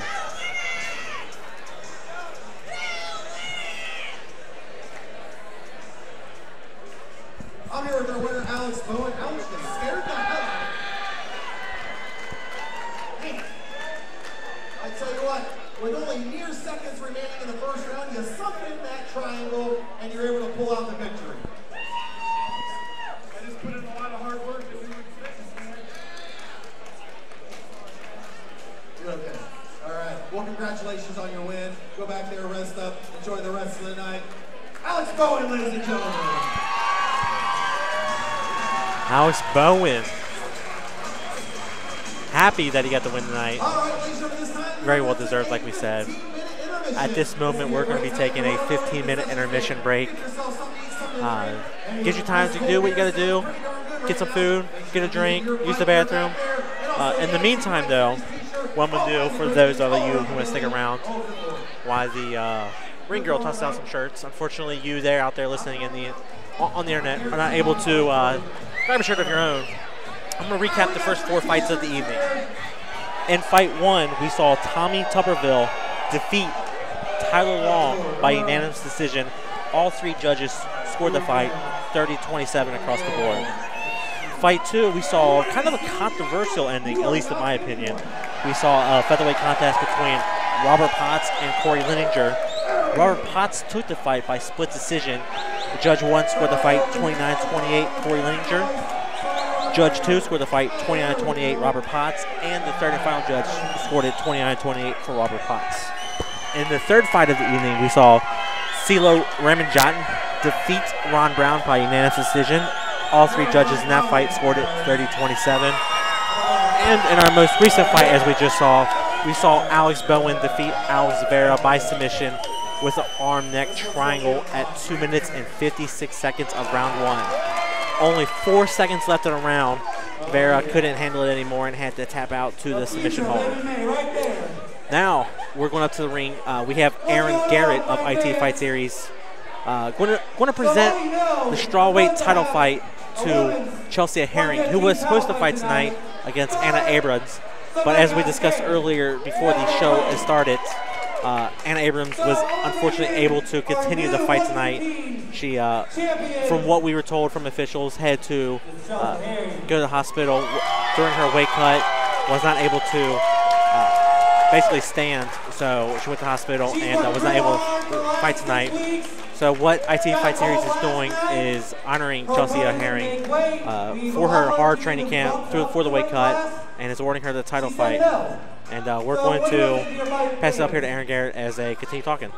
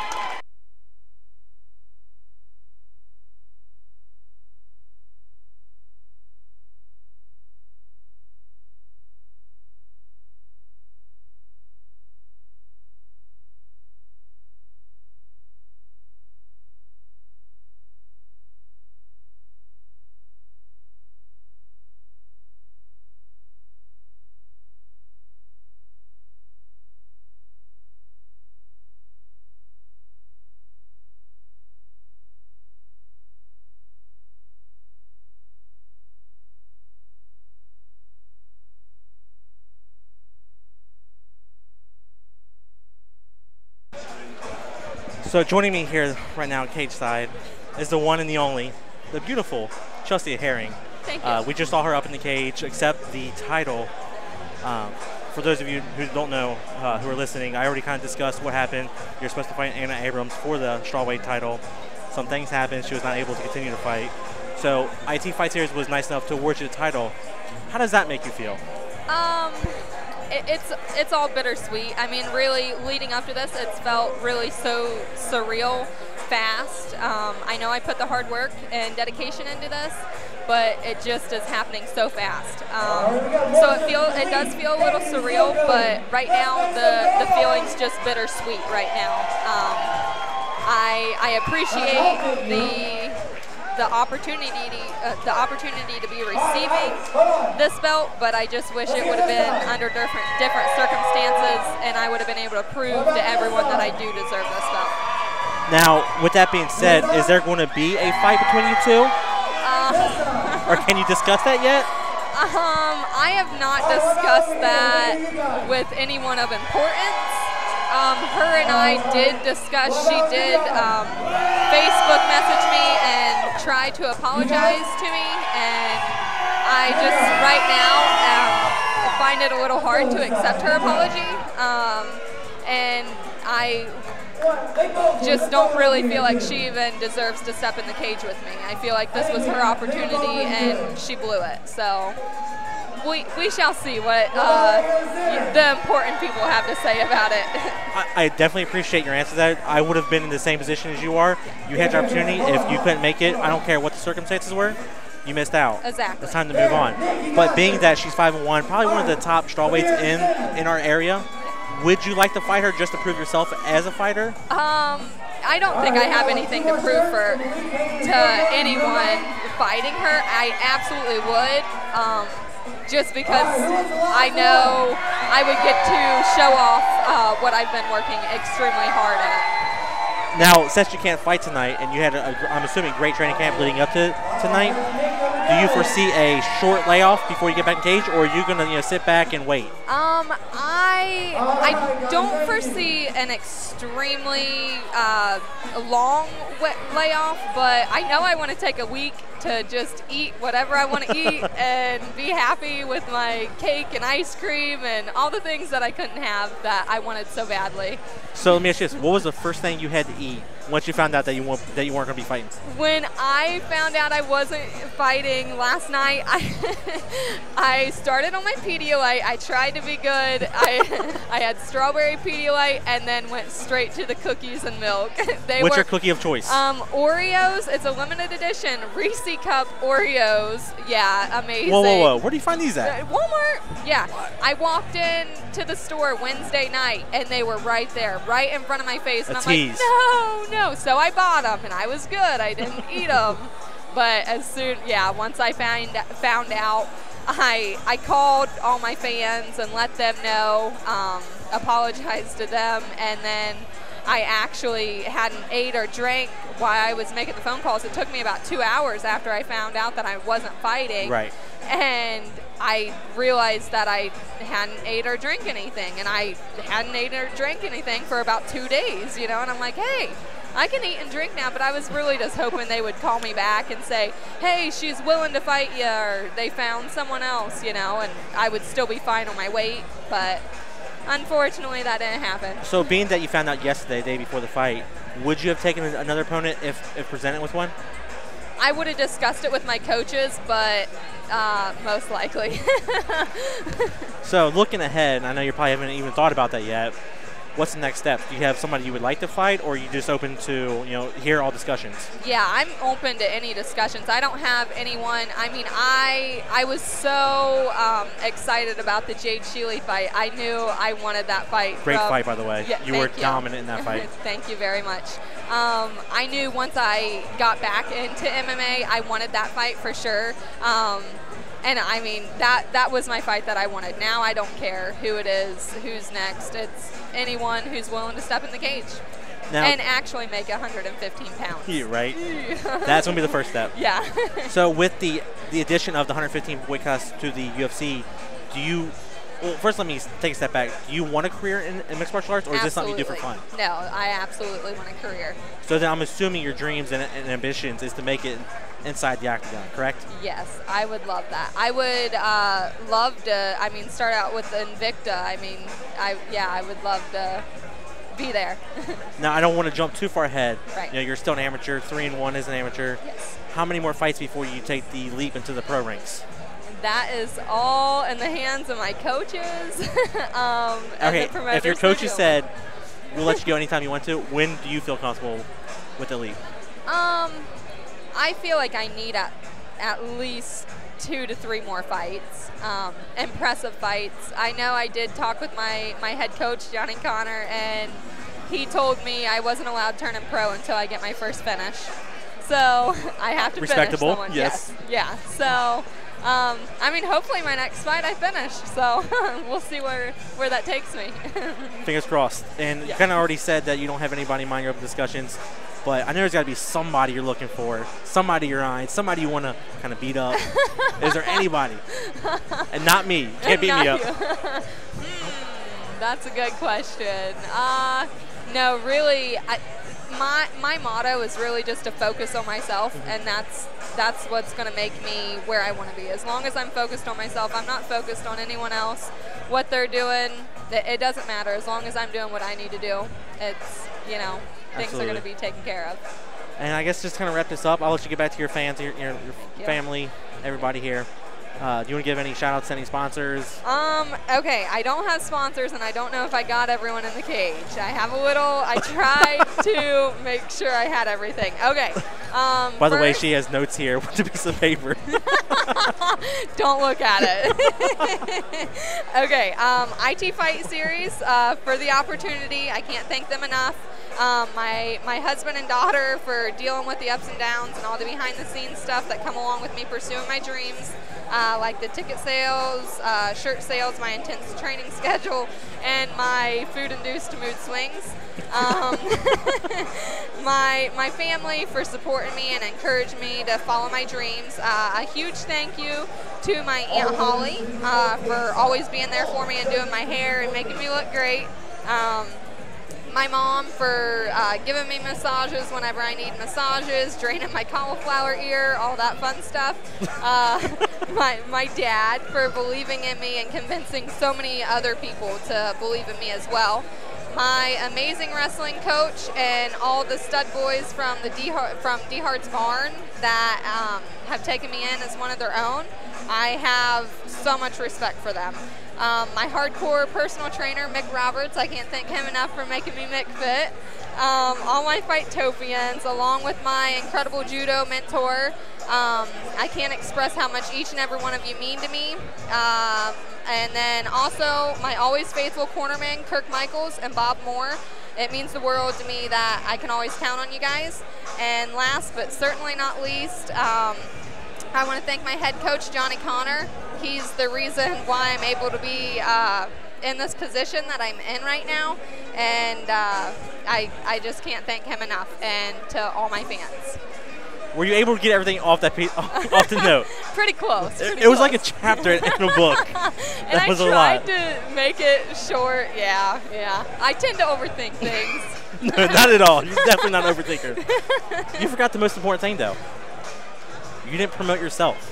Where can fans out there listening find you on social networks? I do just still have a personal Facebook. I think I'm going to go ahead and make a fan page. It'll probably be like Chelsea Headhunter Herring, but right now on Facebook it's just Chelsea Herring. I'm not a real technology buff guru person. Now, last time I chatted with you on Bluegrass MMA Live. Yes. Same thing. You only had a Facebook page. Yes. And being that the world is so heavily influenced by social media. Yeah. I kind of yelled at you for not having anything else. Sorry about that. So when I go to tag you here on Bluegrass MMA Instagram. Yes. You won't get it. You won't see it. I won't? No, because you're not on Instagram. Oh, shoot. Yeah, I don't have an Instagram. So I probably need to change that. I just, for Christmas, I just upgraded to an iPhone, or one of the nice new touchscreen phones. I had like a slider flip phone for years, so yeah. Shame on you. Technology is just not my thing. We need to upgrade you so you can be more social envious, and that way the fans can find you. Yes. And that's what your picture's going to be on our Instagram. You reading. That's good. That's good. All right. So yes, Chelsea, it's great chatting with you, and I wish best of luck to you, and I look forward to seeing you again in the cage. Okay. Thanks for joining us. So much. That was a bad handshake. There we go. There you go. Thank you. Thank you. Everybody, that was Chelsea Herring here. And I'm going to send it back up to the cage here with Nick Khan as we get underway for the 5th fight of the evening. Ladies and gentlemen, let's welcome our next fighter out of the red corner, Tim Halfaker. Seamlessly, like I wasn't even gone. Tim Halfaker walking in the ring now, 1-0, debuted just the end of January there of this year. Round 1 stoppage over Cole Martin, 6 foot tall here. MixedMartialArts.com had him at 5'11". I think someone's embellishing a little bit. Either way, Tim Halfaker coming out to some Godsmack. Yes, I love Godsmack. Yeah, you look like you're a Godsmack fan. Wait. It's the first thing I thought when I saw you. I said, this guy's a Godsmack fan. The way you kind of looked at me there, what would you peg me as? More like a mariachi band kind of guy. I'm going to take that as a slight risk. Not at all. It has nothing to do with your name being Juan. I love it. Who was that young lady that was just here? Yeah, so Jimbo, you missed it. Yeah. For the fans listening, they got to listen to me chat with Chelsea Herring. Yeah. She was the fighter who's supposed to fight Anna Abrams tonight for the strawweight title. The one you held so precious earlier. Yeah, the one that she took from me. The one that she did beat you, fair and square. She defeated me. Yeah, got to chat with her. She very, very, I would say, not disappointed by the fact she couldn't fight tonight. Mm-hmm. She was kind of elated. As I'm sure she would be, she didn't have to fight. Right. I'm sure that's nice. And I'm going to go back up to Nick Khan here to introduce the second fighter. And his opponent out of the blue corner, Brent Bacon. Brent the Batman Bacon, 0-0 here, standing 5'7". With a name like the Batman, you got to hope he comes through. Coming out in his Batman T-shirt, getting lubed up by the referee. He's got quite an entourage out here in the crowd, dancing to his walkout music. Hopefully that amounts to something in the cage.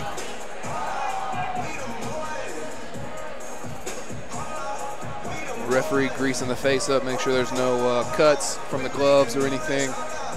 Make sure the sweat doesn't run down in the eyes or blood if there is a cut.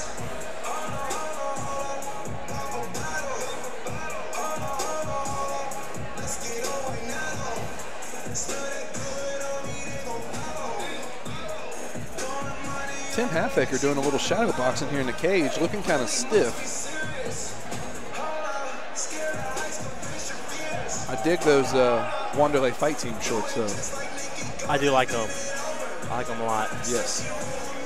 Honestly, I've never seen that design, nor the red Wanderlei Silva shorts here. Brent Bacon actually fighting out of Amish Fight Team. No, I'm just kidding. But that beard, definitely looking Amish. This fight is scheduled for 3-minute rounds in the ITfightseries welterweight division. Introducing first, fighting out of the red corner. This man is a kickboxer with an MMA record of 1 win, no loss. He stands 5 feet 11 inches tall, weighing 169 pounds. Fighting out of Sydney, Ohio, Tim Halfaker! Tim Halfaker out of Sydney, Ohio. And his opponent, fighting out of the blue corner. This man's a Muay Thai fighter and his first career MMA fight. He stands 5 feet 10 inches tall, weighing 168.5 pounds. Fighting out of Wasion, Ohio, Brent the Batman Bacon! Brent the Batman Bacon. I love the name. Love the name. Hopefully he has a dog named Bruce. I'm going to be disappointed if A, he doesn't like bacon, and B, if he's not eating bacon after this fight. And if he has no friends named Robin, I'll be highly upset. Can't be Batman without Robin. Fighters touch gloves. They come out to the middle of the cage. Bacon with an impressive tattoo on his side there. Ooh, good Lord have mercy. Tim Halfaker with a big kick, big right hand to follow. Bacon kind of dancing around. Ooh, another right kick there. Ooh, right hand. Halfaker is coming out hard, throwing right hand after right hand. Slobber knocker, down and out. That's the end of the fight. Wow. Tim Halfaker coming out, putting on a hell of a show, improving his record to 2-0. And that's also his second first-round stoppage in his young career. Coming over, showing some gratitude. Very humble kids here tonight. And Brent Bacon, for his first fight, chose a hell of an opponent in Tim Halfaker. And that's our first KO of the night. That's the first KO of the night. So that may be the knockout, the Bluegrass MMA knockout of the night. Still yet to see. Wow, that was I'm still in utter shock here. Yeah. That was beautiful. Very powerful right hands from Tim Halfaker. I'm telling you, from his shadow boxing at the beginning of the round, I didn't see that coming. Now we send it up to Nick Hahn for the official announcements. 22 seconds in the very first round. Declaring the winner by knockout, Tim Halfaker. Brent Bacon is standing in the middle of the cage, shaking his head. I don't think he was happy with the stoppage, but if he watches the replay, he'll see that the ref saved him from taking a lot more damage there. Very good move, very good stoppage. Appropriate. Hey, wait a second here. When did the ring girl put pants on? I don't know, but I'm not really happy with it. It's her prerogative, I guess. Tim, you obviously could work by the hour because you came in here. You got 22 seconds. Knock my out. Really wanted to go. Not as clean as I wanted to be. Doing what I've been doing for the past 2 months.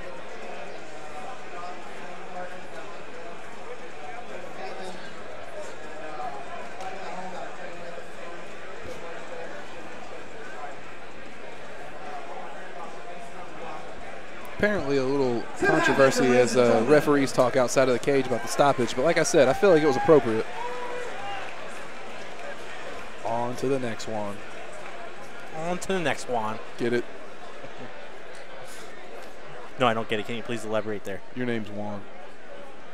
All right, ladies and gentlemen, let's welcome our next fighter out of the red corner. Good Zack Lord. Utterback. Zack Utterback, 0-3. All 3 losses by rear naked choke in the first round, so hopefully he doesn't get taken down and getting choked in this fight. I would say after going 0-3, you're at that point in your career where you decide if you're going to do this or if you're going to move on to something else, bag some groceries, whatnot. So we'll see if Zack Utterback has what it takes to get his first win here tonight, going up against a tough Tim Elely. Hey, I want to give a special shout out. We have some fans listening tonight. One of Dwayne Prince and Cory Shrewsbury. I don't know how to say his name, but they think we're funny. Cory Shrewsbury. I appreciate the fact that you think I'm funny, man. That's badass. You should come down to Black Sheep Burritos every other Wednesday in Huntington, West Virginia, where you'll see me do some live open mic comedy. If you would like to join in the conversation, you're going to have to hold on a second, because Nick Hahn's going to introduce the next fighter. Tim Elely, 1-0, debuted March of last year, standing 5'7", coming out looking for his second win in his career against the 0-3 Zack Utterback. And Tim Elely looks Native American, cut-up kid. It kind of looks like the Crow. No, it's not the Crow. It's the reincarnation of Sting. He's now joined. He left the WWE. He's coming to the cage tonight here in Lehman, Ohio. Left the chair and the makeup behind, and the baseball bat and the trench coat. But Sting is here tonight, folks. The blonde hair's gone. Zack Utterback definitely winning the hair competition tonight so far with the bright red mohawk trimmed in black hair. Very nice. And we send up to Nick Hahn here for the official introductions. In the ITfightseries featherweight division. Introducing first, fighting out of the red corner. This man is a mixed martial artist with a record of no wins and 3 losses. He stands 6 feet tall, weighing 137.5 pounds. Fighting out of Hector 10, Indiana, Zack Utterback. Yeah, it's a long drive from Indiana to come down here and get choked out again. So I look for Utterback to put on a fight. Fighting out of the blue corner, this man is a scrapper with an MMA record of 1 win, 2 losses. Well, scrapper. He is a scrapper. Fighting out of Union City, Indiana. I wonder what belt he is at scrapping. That's a good question. You got to be at least the blue belt in scrapping to fight, I believe. Juan, you were saying how the fans could join the conversation? Yes, if you were out there in Twitter land, you can, of course, follow us at Bluegrass MMA. And you can join the conversation by using the hashtag IT31 for ITfightseries31. Remember, that's hashtag IT31. Zack and Tim come out and touch gloves here, and Tim is throwing the leather rights and lefts. Zack shoots for a double leg. He doesn't quite have it. Tim's throwing hammer fists. Looks like he's trying to work a whizzer here. Zack trying for a single leg, hits it. Scrambling on the ground here in an awkward position. Tim's trying to get his back against the cage to stand. Zack is trying to finish the double leg here. Tim gets his back against the cage. And switches, and now he's got Zack Utterback in a classic Arn Anderson headlock here. Looks like he passes the mount. Throwing strikes from the top. Zack Utterback may be going to Indiana with his 4th loss in a row tonight, folks, because Tim Elely is throwing bombs. Nothing but right hands from the top. Here it comes. There it is. There's the ref stoppage. That's it. Zack Utterback loses his 4th fight in a row in the 1st round. And we need a doctor in the house. Oh, shoot. It looks like he's convulsing there. Yes, this is. Oh, that's not good. It happens when you get knocked out. It looks worse than it is, folks. He's just. Wait, it looks worse than it is? Yes, it looks. It doesn't look as bad as it is. He's got the popcorn shakes. That's all. I think you said that wrong. I did. I have that dyslexia. Comes from drinking the water in West Virginia. It's one of the. Oh man, this is really rough. We're joking about it, but this is. Oh, here comes the stretcher. This is a rough situation here. He took a couple good shots there. Might have been able to stop the fight a couple shots before. Yeah, lifting his legs isn't going to do anything at this time. He's in La La Land. He needs smelling salts and a Red Bull. And from my experience going to fights in Kentucky, if I'm not mistaken, this will pause the event for at least 20 minutes because they got to wait for the EMTs to come back before they can restart the event. So in that time, I guess we can talk about my scrapbooking. I'm actually kind of interested in hearing this. I never use scissors. I only use a X-Acto knife. Ooh. That's saying that you're a serious scrapper. That's the key. That's the key. Double-sided duct tape and a X-Acto knife. And it looks like they're putting a neck brace on Zack Utterback.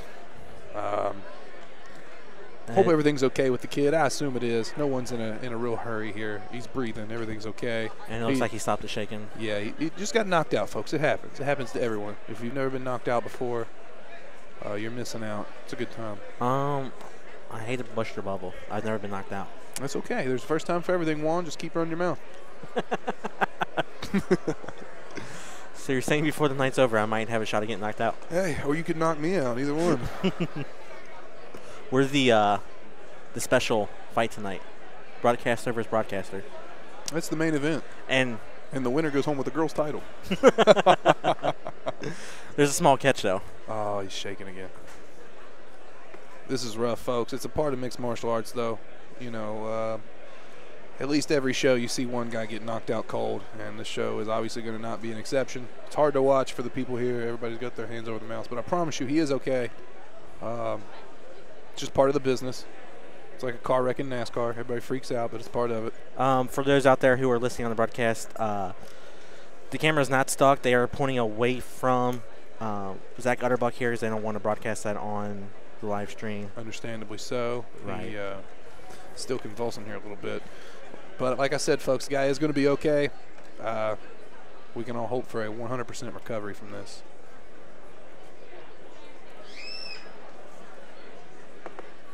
In the meantime, Tim Elely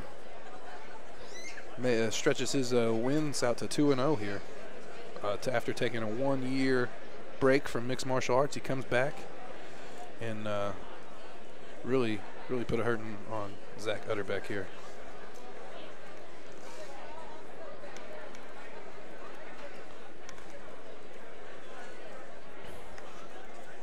People are still coming in the cage to check him out here.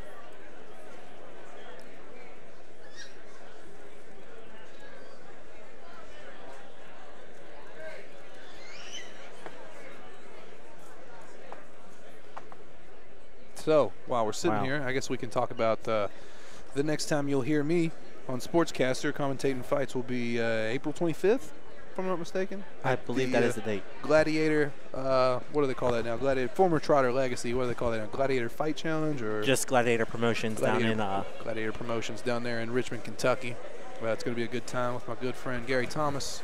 What about you, Juan? What do you got after tonight? What's coming up for you? So for those of you out there, fans clap as they get Zack Utterback out of the cage here, taking him out on a stretcher on a flatboard. Hope everything's all right with that kid. Right. Hopefully, like you mentioned earlier, I'm assuming they're going to have to take him to the hospital. And I don't know if they have a backup set of the EMTs here, so we might have to take an impromptu intermission while we wait on the EMTs to return, because state law, since MMA is regulated by the state, at all times an EMT or medical professional has to be on scene at the fights just in case something were to happen as such. Understandably so. Tim Elely still in the cage looking concerned over his opponent.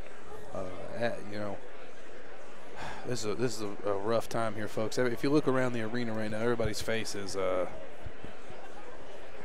pretty white.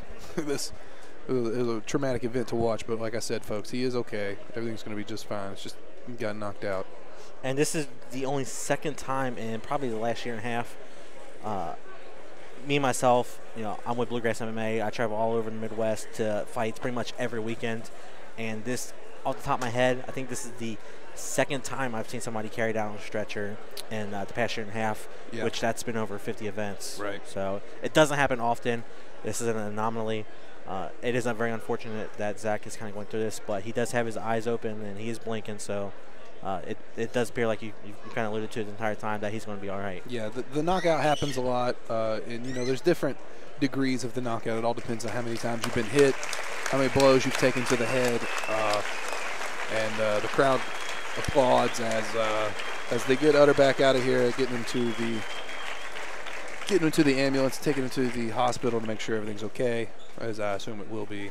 And we're going to pass up here to Nick Khan for the official announcement. All right, ladies and gentlemen, the referee has called a stop to this contest at 47 seconds in the round number 1. Declared the winner by TKO, Tim Bruce Elely.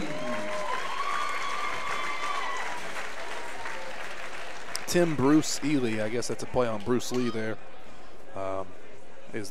gets the Bluegrass MMA Party Pooper of the Night award for putting Zack Utterback out of here.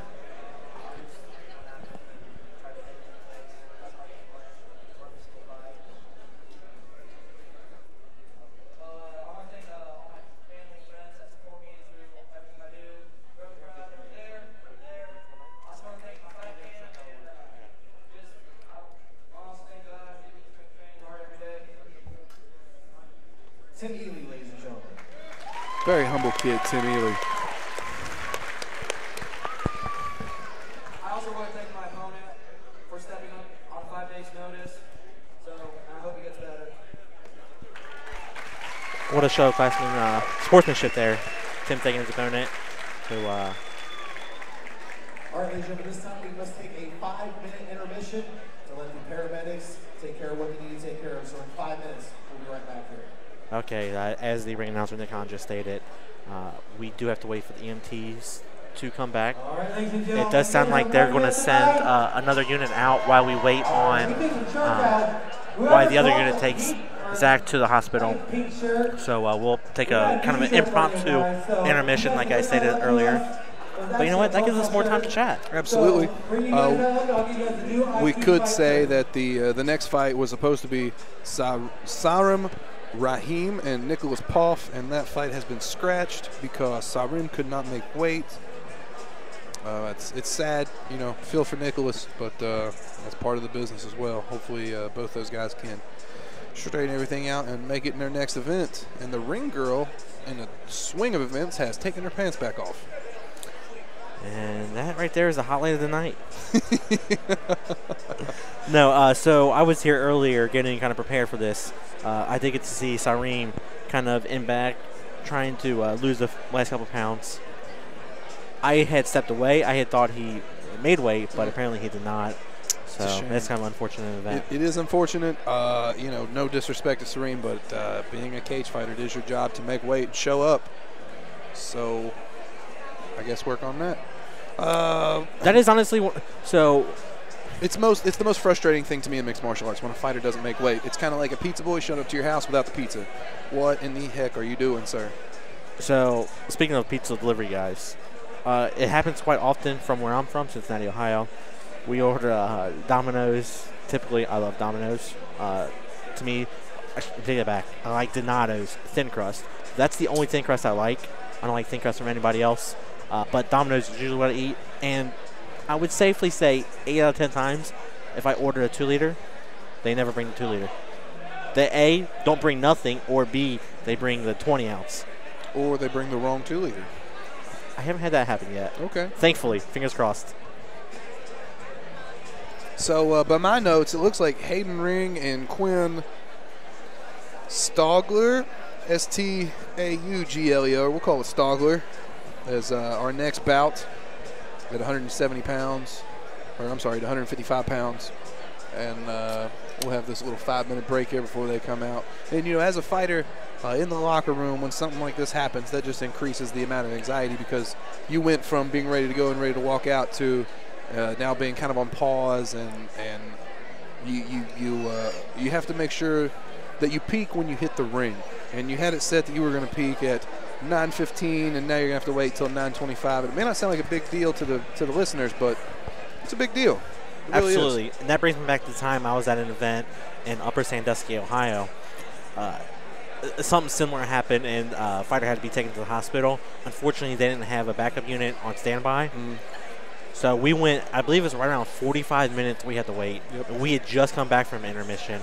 One fight, fighter went down. We had to take an impromptu 45-minute intermission. And, yeah, I felt really bad for the fighters because the next one's up, we're ready to go and hit that peak readiness, as you were just stating.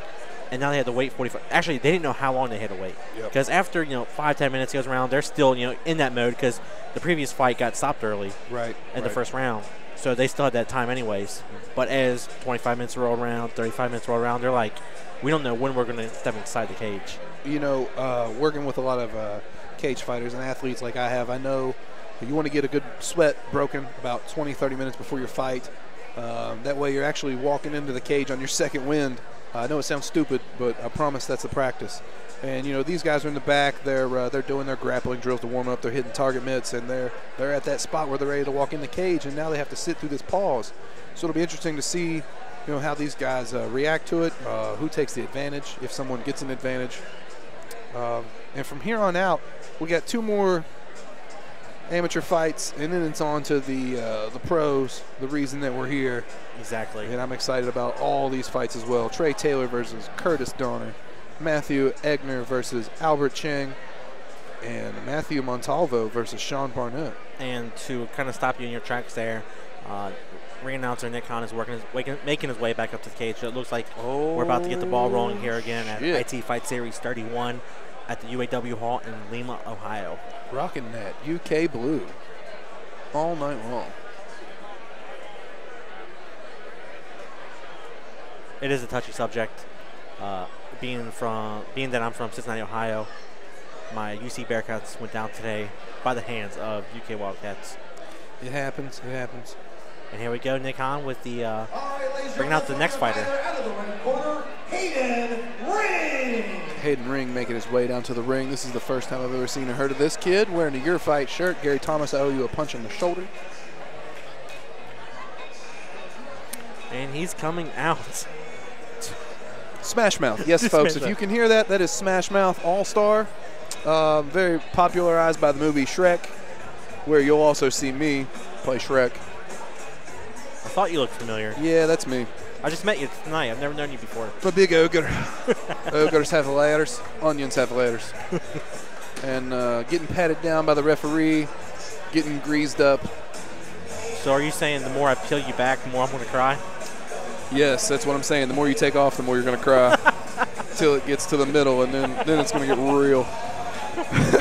Hayden Ring doing laps around the ring here. Stout young man. There's only been 1 or 2 guys that are out of shape on this whole card. Everybody Really impressed with Northeast Ohio mixed martial arts. These guys come ready to go.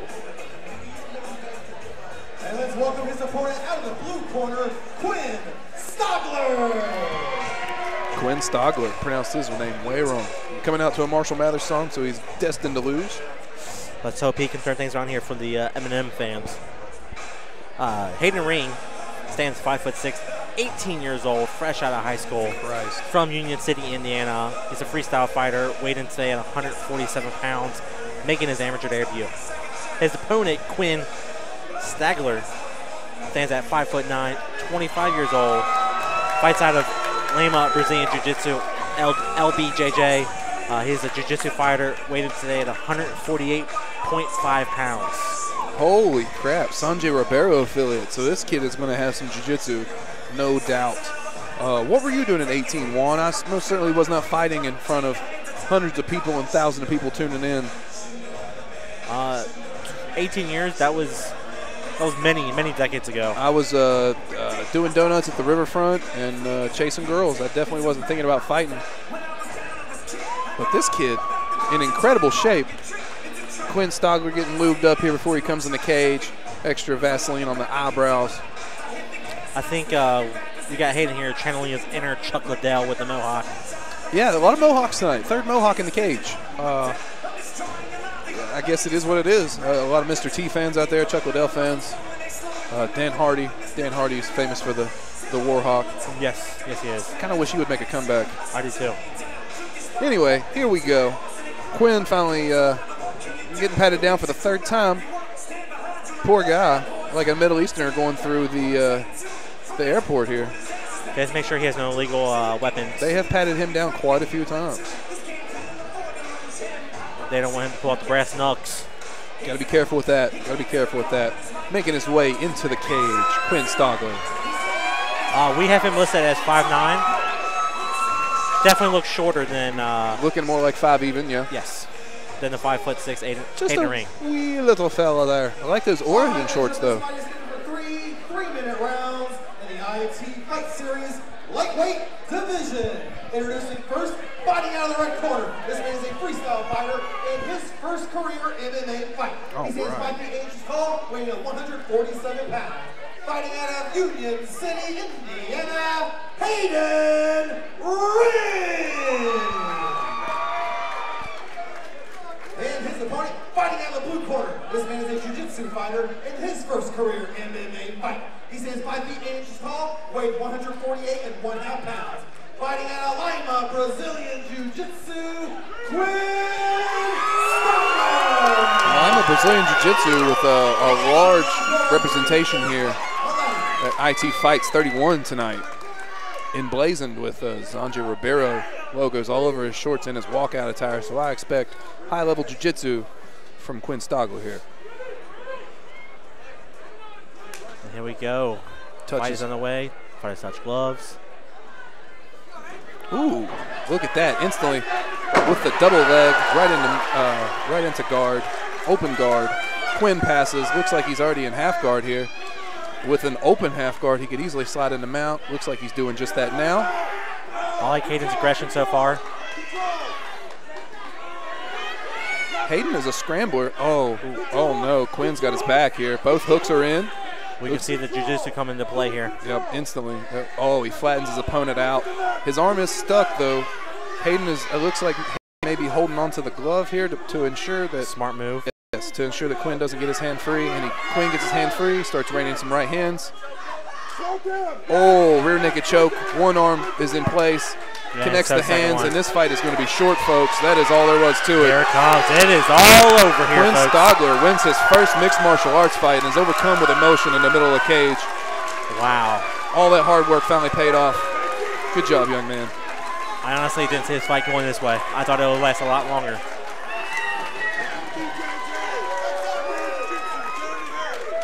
And that, folks, is the power of Brazilian Jiu-Jitsu, indeed, as his corner just said.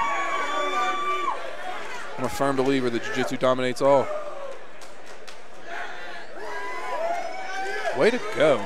Quinn Stoger over Hayden Ring. No disrespect to Hayden. He came out and put on a good show.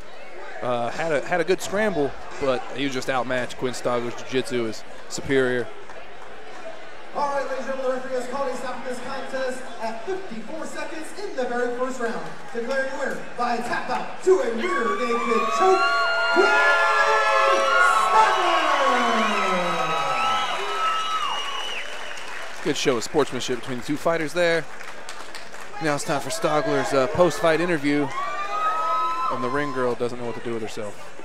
Poor thing. Hey, there it is. All right.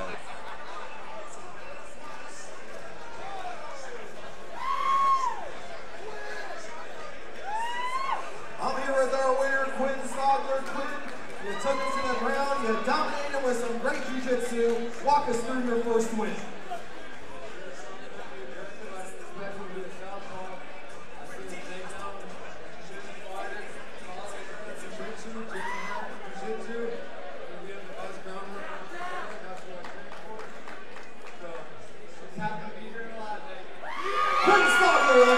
Happy to be here, be alive, and to get the first win for the Marshall Mathers fans tonight. I'm sure he's got to be happy about that as well. Absolutely. You know what? This is probably one of the fights I wanted to see at least go past the first round. Both fighters are obviously making their amateur debuts. It's really hard to judge how Quinn and/or Hayden would fare heading into the future because we saw less than a minute of action from both. But undoubtedly, Quinn looked very impressive in his first fight. Absolutely. Super tight jiu-jitsu. Once he took the back, he never lost it. He knew he was going to go for the choke once he got the back, and he took it. Just a show of high-level grappling. Ladies and gentlemen, let's bring out the fighter from the red corner, Cody Herbert. Cody Herbert, 6-foot-tall kickboxer with a record of 3-5 on a 3-fight losing streak, really hoping to turn that around. His last win was actually March of 2012. And he's come out to some ridiculous techno. Hey, maybe the techno gets some hype. Maybe he's part of that, was that the EDM scene? I have no idea what you're talking about. All right. Sounds good. You said his last win was March of 2012. His last fight was of March of 2014. It seems like March is a popular month for Cody Herbert here. His last 3 losses, one of which was against Xavier Nash, very tough Canadian. That was at my first IT Fight Series show in August at the fairgrounds right here in Lima, Ohio. It was a very good night. Very good night of fights.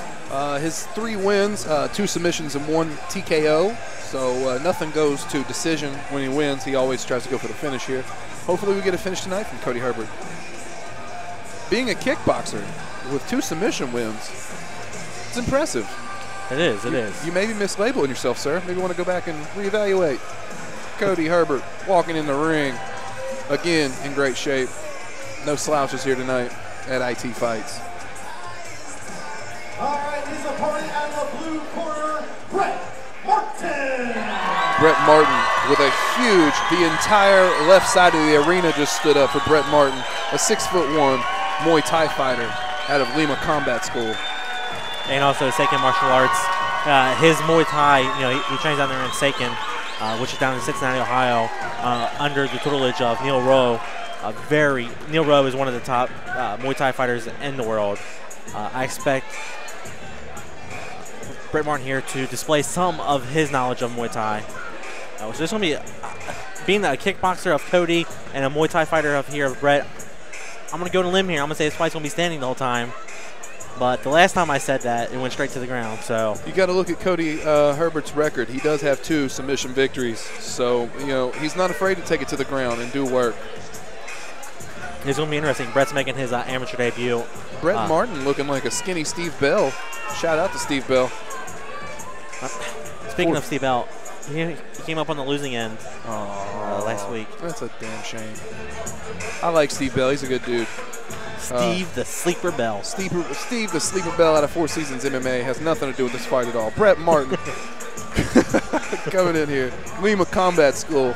A huge showing is, like I said, half the crowd literally stood up when this kid came out. So I expect fireworks from the get-go. Anderson Silva and John Jones have changed the way that fighters enter the cage. Never do you simply walk in now. This fight is good for 3 3-minute rounds in the ITfightseries Welterweight Division. Introducing first, fighting out of the red corner. This man is a kickboxer with an MMA record of 3 wins, 5 losses. He stands 6 feet tall, weighing 173.5 pounds. Fighting out of Sydney, Ohio, Cody Herbert. Cody Herbert, definitely the lesser physical specimen of the two, but don't let that fool you. Brent Martin looks like a professional wide receiver. Fighting out of Sakan Family Martial Arts and Lima Combat Sports, Brent Martin. Pacing the cage like a hungry tiger. Brent Martin rolled up his Muay Thai trunks. They're already short to begin with. Now they're pretty much a loose pair of tidy whities. They are pretty much booty shorts. And he's walking around in front of us, and it's a little uncomfortable. Cody Herbert in the red and black board shorts. We have Brent Martin in the red and white Muay Thai trunks. Ooh, Martin, quick. Oh, Lord have mercy. Catches the teep, kicks his leg out from under, and ends up on top. Lands some heavy strikes. Huge left hands. Herbert attempting an armbar, but doesn't really have it here. Trying to work a knee bar, going to try to spin over here. Brent Martin taking his time, being very patient here. Little shot to the kneecap there, a la Shinyaoki. He's working a knee bar, but it doesn't look like he really knows how to set it up here. Brent Martin just needs to kind of knee slice down. He has a mount position. He could step out. It looks like he's trying to pass into a full guard here. Cody Herbert, the kickboxer here, still working on a knee. Oh, nice. Brent Martin in Cody's open guard. Cody closes his guard up here. A right hand. Brent Martin trying to get loose here, but Cody's doing a good job keeping him tangled up and not letting him rain strikes down early in the fight here. A high guard from Cody Herbert. While this is Brent Martin's amateur debut here in the mixed martial arts world, he has competed in Muay Thai fights. You can clearly tell by his comfort level, but holy moly, as Cody Herbert goes for an armbar and Brent spikes him like a football after a touchdown, raining down shots. Cody still trying to set up some kind of knee bar, but not really proficient at it here. You can tell Cody's trying his best just to survive this round. Yes, Brent Martin is a physical specimen. Right hands from the top, right and left, over and over again. Too much more of this, and the referee will stop the fight. Bringing those punches down from the ceiling. And it looks like Brett is not landing all of them, but enough to signal to the referee that he needs to be on the watch out for the stoppage here. Really impressed with Brent Martin's patience, taking his time, not scrambling, just working his way through the defense here. I like it. Cody really needs to get his back up off the mat if he's going to be effective here, because it looks like he keeps trying to go for leg submissions, but just doesn't have the setup. And he's taking a lot of punches because of it here. I didn't even consider that armbar attempt an armbar attempt. Oh, he's free. Big right hand as Cody tries to pull him back into his open guard here. He's got one butterfly hook in. He's going to try to do a little Jarvis sweep here, a la Eric Jarvis. And as I'm looking out to the crowd, I see nothing but cell phones raised up recording this fight. This, very popular man here in Brent Martin and Cody Herbert, respectively. 10 seconds left in the first round here as Cody just controls one of his, oh no, Brent Martin is opening up with the strikes, 1s and 2s from the top. Pretty much saved by the bell here for Cody Herbert. That's exactly right. And Brent Martin sits down, breathing kind of hard. Cody Herbert, on the other hand, standing in his corner, not really breathing too hard. Brent Martin's corner man tells him to stand up, which I totally agree with, because you can get your better breathing, so you can recover quicker in the 60 seconds you get in between rounds here. Shout out to the ring girl for her dirty feet, not putting on shoes in between. That's very gross. I don't know how to take that you're looking at her feet. The coal miner's daughter thing. I'm from West Virginia. You got to remember that. We're going to press the first round from Brent Martin. Clearly, hands down, the round goes to him. Absolutely, absolutely. Making his mixed martial arts debut here. Very comfortable. If you were Cody, what would you do here in the second round to come out victorious in the round, if not the fight? If I was Cody, I would not attempt those weak-ass knee bars that he was trying to do, or I would get up off my back and try to fight this guy head on. He's a kickboxer. You're a kickboxer. Let's throw some hands. And if I'm Brent Martin, it's just more of the same. More of imposing my will, taking the fight wherever Cody will let me, and dominating like he did the first round. You could almost score at 10-8 if you weren't Cecil Peoples.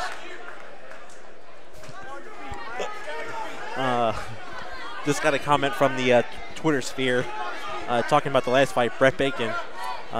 Somebody said his brother Kevin, as in Kevin Bacon, is probably Jesus, sad. No. Why didn't we think of that ourselves? Kevin Bacon, of course. I'm sorry, guys. I should have been on top of that. Here we are back in the second round. Cody throwing a teep, backing Brett up against the cage here. Brett throwing one. Oh, they're going at it. I love it. Brett has a left hand clinch, throwing right hands, throws a right knee.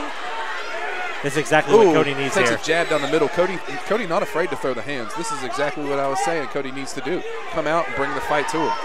Brett with a nice body kick. Sets up another nice kick. Ooh, another nice body kick there. He might have caught a little bit of Cody's elbow. Cody sloppily pushes him up against the cage here. He needs to level change if he's going to hit a takedown. And he does so. Ends up in guard. And now we get to see what Brett has for jiu-jitsu here. His coaches are giving him instructions here as Cody rains down shots to the body. Brett with a closed guard, taking some hammer fists to the face. Got to tighten it up. Needs to control Cody's posture a little better here. Cody still raining shots from the top, getting approval from his corner. Taking his time, being patient is Cody Herbert. Looking to improve his record to 4-5 tonight. Cody is in complete control right now in Brett Martin's closed guard. Brett's not threatening with any, not angling his hips, trying to throw any submissions here. Looks like he's trying to get his back up against the cage to maybe cage walk up. Ooh, nice little right hand from the bottom, but Cody's still throwing shots from the top here. 3 rights to the body and the right to the head. Just a big change of pace here from the first round. Cody's dominating the entire fight so far in the second round. You're exactly right, Juan. It's a complete change from the first round here. Keep him in tight, bro, is the corner's instructions. Looks kind of like a stalemate here. Yeah, Brett has him tied up here, and Cody really needs to create some space if he's going to try to do some damage. Stuck in Brett's half guard, open half guard. Brett's trying to use the cage to wall walk, maybe push off, get a little scramble here. Cody is not laying heavy on the hips like he should right now. And Brett instead closes his guard up. And Cody keeps throwing shots from the top. Cody being relentless in this round with the body shots. 3 to the body, 1 to the head. The classic combination. Brett opens his guard up for a second. Cody doesn't recognize it and try to pass. I would imagine the referee stepping in here and anytime setting the fight back up. Very interested in the referee not leaning down and warning either. Or warning Brett. We got less than 10 seconds here in the second round. And I scored the first round 10-8 for Brett Martin, and the second round 10-8 for Cody Herbert there. Complete domination of the round. Took him down from the get-go and rained the ground and pound. 10-8. You know what? I'm going to disagree with you on that one. I don't think either round was dominant enough to award a 10-8 round. But I will say 10-9 to 10-9. Each fighter walking away with 1 round apiece. Yeah. But either way, however you score it, each fighter has 1 round. Each fighter has 1 round indeed. Do you think MMA should maybe play with that? Just giving you instead of a 10-8 or a 10-9, just giving you a round? You win this round, I win that round? Yeah. That'd be interesting. I think the whole point scoring is pointless to an extent. The whole point scoring is boxing. You know, absolutely. It's something that got brought over from boxing. Like many things in mixed martial arts are, just adopted from boxing that we need to get rid of. Like they got rid of the ring. They brought in a cage. It's completely different now. It does look like it appears that the right eye of Cody Herbert is closing up. It looks black and blue from my angle. He's taking a lot of shots there. Brett Martin sitting down in his corner over here, getting some instruction from his coaches. getting some air. Calling for the Boss Rutan lever shot, which I would love to see personally. Here we go into the third round between Cody Herbert and Brent Martin. The third and final round. Very, Who very has excited. more? Who has more? Who wants this fight, gentlemen? Let's see right now. They come out and touch gloves. And Brent looking a little fatigued, but hiding it well, but you can see fatigue in him here.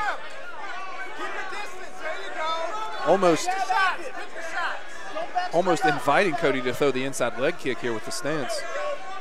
Let's see if he sees that and goes for it. Cody's very sloppy with his punches. You can tell he's very tired. His arms are showing a lot of fatigue. Hands are low, where Brent has his hands up high, waiting for him to uncork. And, Cody is definitely the aggressor, pressing forward. Beautiful Muay Thai leg kick there by Brent Martin. If I'm Brett's corner, I'm begging for that leg kick again. Chop him down. He's got to keep the distance because Cody keeps closing in on him. Yes, he does. Cody is walking him down, and Brett is very, very active in the footwork now. Stepping from side to side, not walking straight backwards, throwing kicks, being a good counter fighter here. Absolutely, and it sounds like every time that a kick lands, the crowd gets louder. Yeah, Cody is really experiencing some fatigue here. He's not able to get his punches off quick enough to connect with Brett. Brett just steps out of the way and connects with yet another thunderous leg kick. Another inside leg kick. Cody's going to have some trouble with that leg tomorrow for sure. Oh, big 1-2 for Cody as he gets him back up against the cage here. Brett fights it off. The crowd is going apeshit, folks. This is a great fight. Big left hand by Cody. Cody looks like he's just eating the kicks and is waiting to counter with the strike, with a punch, jab, or combination. Look at the redness of Cody's left side there where that body kick cracked him earlier. Nice. Ooh, big left hand by Cody again, but it just misses. Brent Martin is on his bicycle, folks. He is running backwards. Right kick misses. Nice. Ooh, 1-2, and a big left hook misses for Cody Herbert. Cody wants to finish this fight. Brett is doing the classic Chuck Liddell of gas your guy out by having him chase you. Cody keeps breathing heavy in between combinations here. Listening to Brett's corner, this kind of sounds like strategy. Get him to chase you in and beat him up, but very back and forth here in the third round. I think Brett has hurt his right foot here. He's hopping around. Cody's starting to take advantage. Cody lands a nice strike, kind of stuns, phases Brent Martin there, but isn't able to capitalize on it. I'm telling you, I think Brett has hurt either his right ankle or his right foot. He's not able to plant on it as much as he was earlier. I think one of those kicks might have caught Cody's elbow. And also looks like the right eye of Brent Martin is, he keeps blinking. Can't tell if it's hurt or it's hard to see something in his eye. If you're watching this fight, I encourage you to take this fight as an example. I encourage referees to penalize guys for running backwards like Brent Martin is right now. I'm not a fan of that at all. Cody is moving into finish. Wow, what a great third round. Into the fight. Great fight. Third round there. I think running backwards the entire round cost Brent Martin the round and, needless to say, the fight. I think it did too. Brent Martin, a dominant athlete, a great fighter, but I think he comes up a little short here this evening.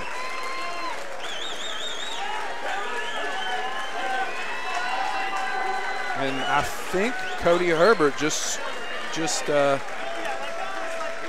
squeaked by with the unanimous decision there. Just turned around his 3-fight losing streak. Both these guys putting on a great fight, though. Excellent fight. And I think, as I predicted, Brent Martin has hurt his right foot here. He's nursing it here in the corner. Cody Herbert over here. His side of the entire arena is pretty stoked about that performance. And we go to Nick Hahn here for the official announcement. It was his left foot, actually. I apologize. It was his left foot that he hurt. Great fight by these guys here. Another potential fight of the night at ITfightseries31 in Lima, Ohio. Ladies and gentlemen, 3 rounds of fighting. Here are the judges' scorecards for a decision. All 3 judges score this fight 29-28 for your winner by unanimous decision, Cody! Wow, folks, unanimous decision for Cody Herbert as he improves to 4-5 on his record. Brent Martin not too happy with that announcement. I see it the same way as the judges did, 29-28 for Cody Herbert. But a great display of sportsmanship here. Cody Herbert, good for you, son. Yes, he took a beating in the first round, but he was able to recover and come back strong in the next 2 rounds. Shows that muscles in Muay Thai don't mean everything. I'm here with our winner, Cody Herbert. The definition of a hard-fought victory is what you had tonight, man. Talk us through the fight.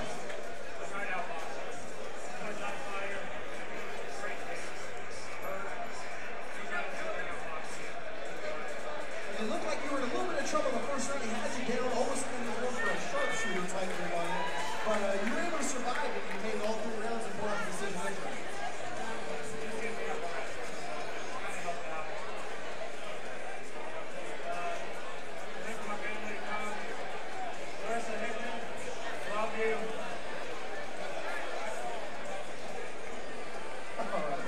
Let's give it up for Cody Herbert. Cody Herbert apparently was trying to do the Brett the Hitman Hart sharpshooter there at the beginning of the first round. I didn't recognize that. I guess my grappling skills are not what I thought they were. Take a quick 10-minute intermission. Make sure you run over, get yourself something to eat or drink. For our fans, we're going to watch and stream. We're going to take a quick 10-minute intermission. However, feel free to stick around and listen to myself and Jim Atkins talk about who knows what in the next 10 minutes. Who knows? We could end up talking about the creation of the universe. We could end up talking about the season finale of Full House. We don't know. Holy crap. Could you believe John Stamos? He looked coked out. No, but did you see the article not too long ago where he was in front of the house and nobody recognized him? He posted the picture on his Instagram. I don't know why or how I know that, but yes, it is true. He did do that. I think I know how and why you know that. Dork Central, folks. It's all right. Juan is going to admit to this time he is a dork. But I am too. We're all dorks. What's the dorkiest thing about you? If you had to say, what's the most embarrassing thing about Juan Valley? Do you have like a Pokemon card collection? So when I was younger, I did collect Pokemon, but only when it very first came out, and I still to this day. When you say younger, do you mean like 30? Hey, I'm not 30 yet. All right. I don't want to talk about my age. I'm getting near the 30 mark. I am too. It's touching, dang it. It's scary, isn't it? No, I guess when I was in, 5th grade maybe. So very young lad. I got the complete first edition of the Pokemon with Charizard and Blastoise and shit! I don't know holographic Charmander. We got Nick Hahn over here, the ring announcer, giving us the good old stank eye. Nick Hahn got me. I like the call on the sharpshooter, though. I was over here trying to figure out what he was trying to do. It totally looked like he was trying to go for a sharpshooter. I was calling knee bar, but I was way off. Yeah. Texas Cloverleaf was right there, too. Dean Malenko, man of 1,000 holds. Yeah, okay. We did see Sting earlier. Yeah, we did see Sting earlier. That's right. Sting came out here and knocked a guy out, sent him to the hospital. Absolutely. But no, back to the dorky things about us. That probably maybe you did bring that up. I would say that'd probably be the dorkiest. What about you? The dorkiest thing about me, man, that I am obsessed with Grand Theft Auto 5. Obsessed with it. Is that the newest one, or is there a 6? It's the newest one. It's the newest one, but it's like 2 years old. Playing on Xbox 360, and if you're looking for me on Xbox, my name's Jimbo Adkins on Xbox. I don't try to hide. I figure if I'm going to talk shit, I'm going to talk shit with my name instead of Waffle Stomper 37 or something stupid. Yeah, but how do we know that you are Jimbo Adkins? What if that's a made up name? The famous side actor, or the famous side job of Kid Rock, Joe C, is in the ring right now. He's going to perform a song for you guys. He'll also be performing the main event. Here we go, Fat Josh. He fights? Fat Josh. We got a rapper here in the cage. Oh, he raps, okay. Hey, you can't be called, the Fat Steve is the only fat around here. No, this is Fat Josh. He's got pants, capri shorts. Pants. Those are capri pants, I believe. Or maybe they're just high water pants. It's killing everybody, y'all agree, right? I don't know. I can't tell nonetheless. Shorts, pants, capris. I'm not sure. High waters. Is he about to perform? He is about to perform. We're getting Holy shit. I need some more bass in my headphones. We're getting a brand spanking listen to the hottest single from Fat Josh. I have no bass in my headphones.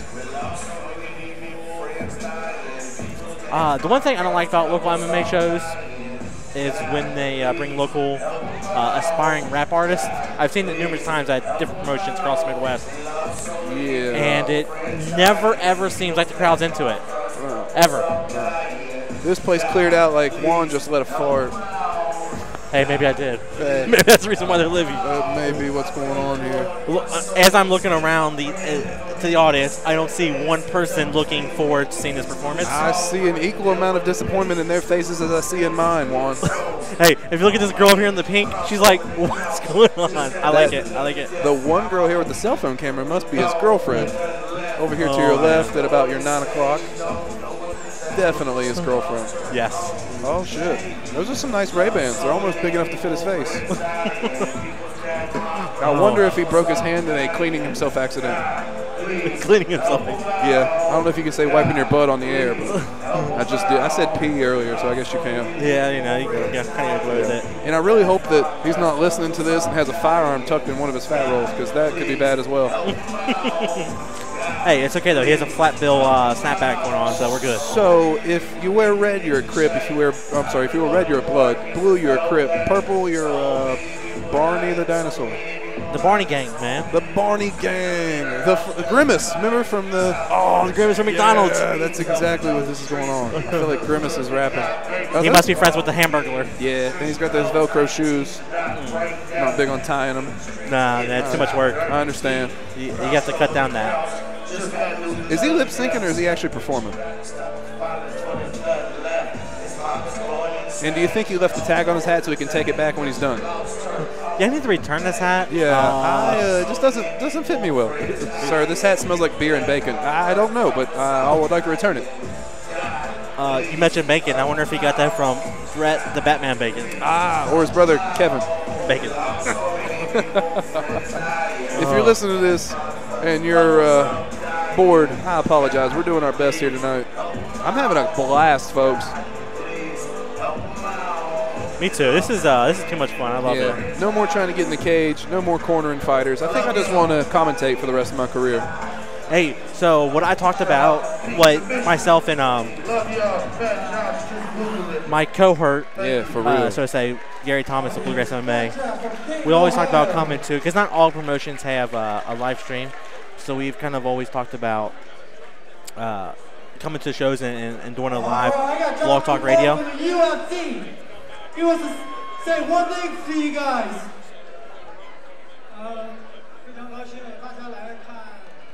Yeah, you should make sure that he speaks English first.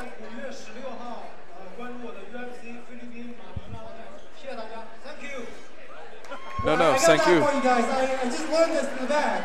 He said, thank you guys for coming out. Awesome. For supporting local MMA. But you can watch him May 16th, UFC, Philippines. He's going to win. Give him a shout out. Thanks, guys. What do we got here? Oh, yeah, thank you. $20 shirt goes in the crowd. All right, we got more fights coming up soon. What he really said, Aaron Garrett is not fluent in Chinese. What he really said it was, Jimbo Atkins and Juan Valley are doing a phenomenal job on the broadcast tonight. It's a rough translation. And afterwards, we're taking him to the strip club. Now, Juan, I have a very embarrassing question for you. Who was that gentleman? He's fighting in the UFC May 16th. Yeah, but what's his name? I can't pronounce his name. Can you spell it? No, I can't even spell it. Okay, well, there you go, folks. Can you? Can you? No, can you? Oh, can you? I thought his name was Can You. I was like, that's not hard to pronounce at all. You're just being lazy. No, do you know who that was? No. Oh, I thought you were quizzing on me. No, I have no clue who that was. I was.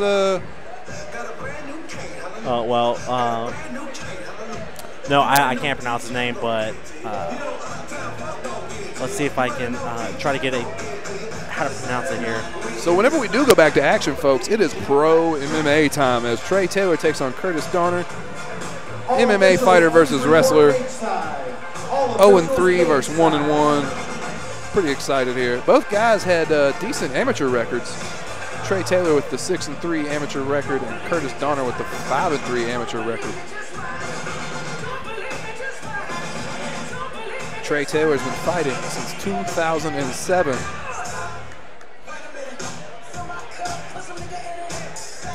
Okay, yeah, I have no clue who that was. We're here on sharedog.com trying to compare faces with that gentleman that was just in the ring who thanked everyone for coming out. No clue. Passing it back up to the ring right now with the Big Blue supporter himself, Big Nick. Fat Nick, since everybody's fat today. What was the rapper's name? I'm sorry, I wasn't listening. Yeah, me neither. The rapper's name, though. Oh, that was just rapping. I thought you meant who was rapping that. That's Bruno Mars. Oh. That's Fat Josh. Oh. Bruno Mars is not a rapper. He's not at all. Out of the red corner, Trey Taylor. Trey Taylor out of Iron Tiger. He's an MMA fighter with an 0-3 professional record, standing 5'5", 145 pounds. 6-3 amateur record, like I said earlier. Been fighting since 2007. And coming out to a very soft song.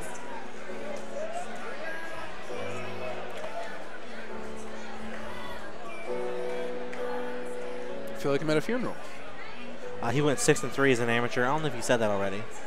Twice. Okay. So you've been doing a lot of talking tonight, and I appreciate that. I'm trying to multitask and do a couple different things while you're talking. Sometimes I don't get to listen to the thing you're saying. It happens. It happens. I speak and no one listens. It's the story of my life. And this gentleman also has a Batman T-shirt on. I guess they were giving out free bowls of soup out front with Batman T-shirts. I don't. Oh, maybe I should get one next intermission. In the soup. Don't eat my soup. If it's tomato soup, I'm going to eat it. Man, if you're in the mood for soup, you should check out Buddy's Barbecue in Huntington, West Virginia on 1537 3rd Avenue.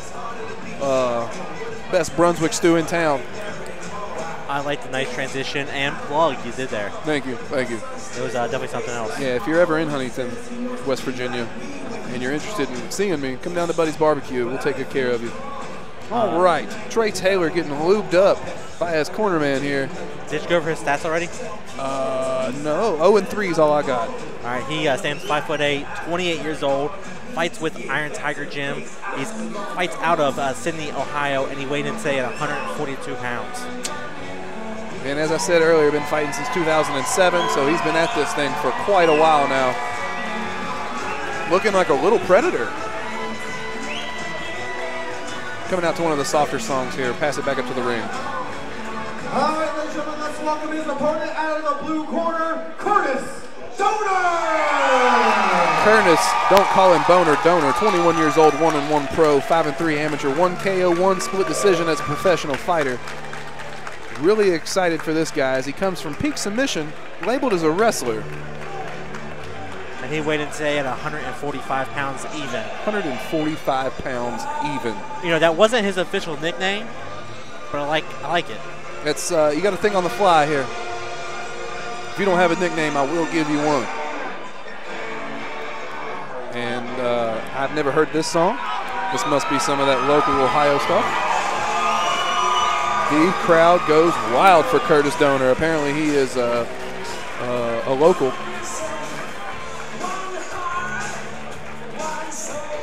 Coming out in 4 T-shirts, 3 T-shirts, and an Under Armour, and they won't let you fight in any of those. So he wants to make sure it gets all the sponsors some recognition. Right, understand. Shout out to Reebok for ruining the UFC while we're at it.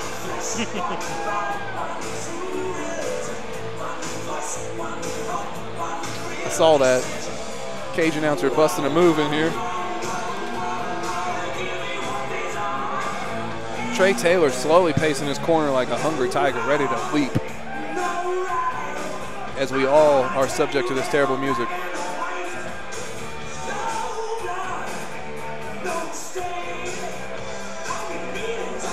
Getting lubed up like a monkey, getting ready to be shot into space is Curtis Donor. I don't think you get lubed up to be a monkey going into space. Sure you do.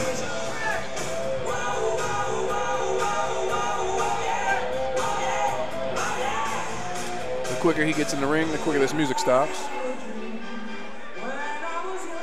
All right, as he makes his way to the blue corner, Curtis Donor.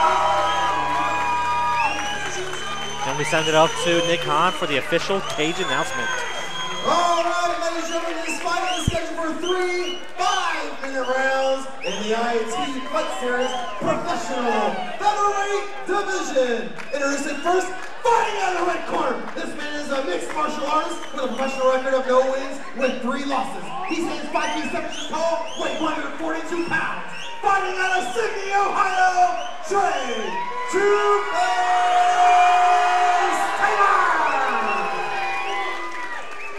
A lot of love and a lot of hate here for Trey Taylor.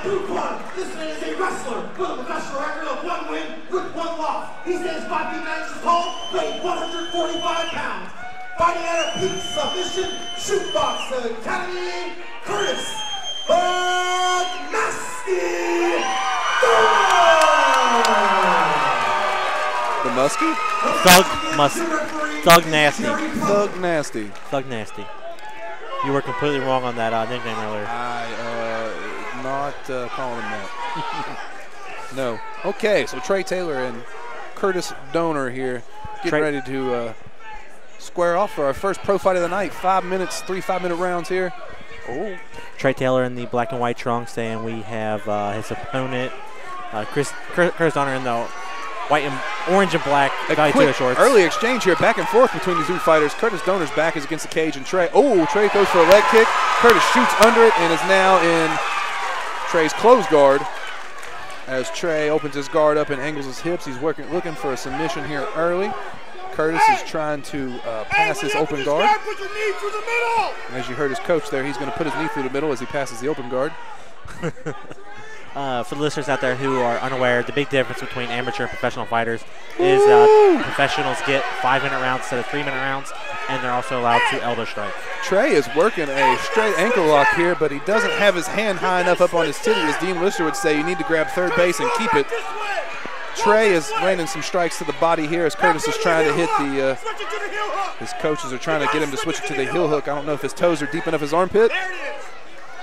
And his toes are not deep enough in the armpit, and Trey's going to get out, start throwing shots from the top. Curtis right now has a cut right below his right eye. Curtis is on bottom. Trey is in a mount position here. It's a very interesting scramble here. It is. He is very high, though, so it does look like Curtis can buck out from the bottom. Yeah, Curtis can easily buck out here. He's got control. Yep, as he does right there. Yep, and they're back standing, folks. This is a great fight here. First pro fight of the night. 2-3 to the body by Curtis Donor. Trey Taylor looking for a knee to the body, but misses on it. Hits the jab with the break. 1-2. 1-2 against the cage again. Bada, bada, bing, bada, boom. Da dingy, da dang. Curtis Taylor's doing work right now. Or, I'm sorry, Trey Taylor's doing work right now. I just mixed both names. Curtis is doing a good job at defending, though. Yes. Trey Taylor with the 1-2s here. It looks like Curtis is trying to let Trey wear himself out with all the strikes. Indeed, Curtis is employing the rope-a-dope technique made famous by Muhammad Ali. Oh, took a nasty right hand there by Trey Taylor. Curtis is going to have to start doing work. I don't know if he got hurt, if he got poked in the eye, but he's not playing a lot of offense right now. Oh, knee barely misses. Trey Taylor with the 2s and 3s. Curtis comes back with a big right hand of his own. Fights his way off the cage. Trey Taylor knees to the body. Impressive knees to the body. 3 in a row. Curtis tries for the hip toss. Gets it. Ends up in half guard top. Open half guard top as Trey controls his posture, keeps him down low so he can't rain strikes down on him. Curtis needed that hip toss because he was getting picked apart standing up. So he definitely needed this, and it looks like he's trying to rest here a little bit, recover. Young Curtis here, 21 years old. Like I said, 1-1 pro, 5-3 as an amateur. Showing a lot of composure here early on. No, he needs to pass this guard here as Trey puts him in an open guard, and it looks like he's trying to angle his hips for a submission. Curtis is keeping his spine parallel to his opponent's spine, enabling him to do any angling off. God. Ooh, sloppy triangle set up there. Curtis makes him pay for it, stands back up. Here we are, back to a standing fight. Big right kick, and Trey answers with a couple shots. Right hand, and a right uppercut is up against the cage here. Another right uppercut by Trey Taylor. He is dominating the striking game right now. I'm not sure what Curtis' strategy is, but it looks like he's just defending the strikes, not doing anything to counter or push the fight forward in his favor. He's a moving punching bag right now, Juan. Ooh, big knee by Curtis, but it misses. Trey Taylor with a left kick, 2-3-2 against the cage, right hand, the thing of the dang, right hand, Big left hand just misses. Big right hand uppercut. Curtis Stoner is taking a beating right now, folks. Trey is giving it to him. And it looks like Trey's not even sweating and or breathing heavy right now. Trey is displaying what a professional mixed martial artist is all about here. Implementing his game, imposing his will. He's about to switch down for a double leg. Curtis fights it off. He needs to pummel inside there. If you're a Curtis Stoner fan, this is a hard fight to watch right now. Trey's trying to drag him down. Curtis reverses it. Got an underhook here. Trey drives him up against the cage. Curtis has got a over-underhook here. We got Trey switching up to a single leg now, trying to get the takedown again. Good eye, Juan. Good eye. Trey lets go of the single leg, and Curtis is going to try to set up a little Kimura here to come under the shoulder and take the back or to do the hip toss. It doesn't look like either one's going to happen. Trey Taylor and just pushing, imposing his will. A lot of pressure on Curtis Stoner right now. 10 seconds left in the opening round. Curtis, who resembles a small version of Alexander Gustafsson, really took a beating there in the first round. Absolutely. Trey was very impressive in the opening round. His record definitely does not match what the first round implemented there by Trey Taylor. Yeah, not at all. Not at all. Trey Taylor with an 0-3 professional record, but a 6-3 amateur record, like you said earlier, Juan. And going back to more of his tactics as an amateur, really coming out hard, strong, and fast here. Very impressed by this kid. Absolutely. And as an amateur, he was very well-versed with the submission finishes and referee stoppages.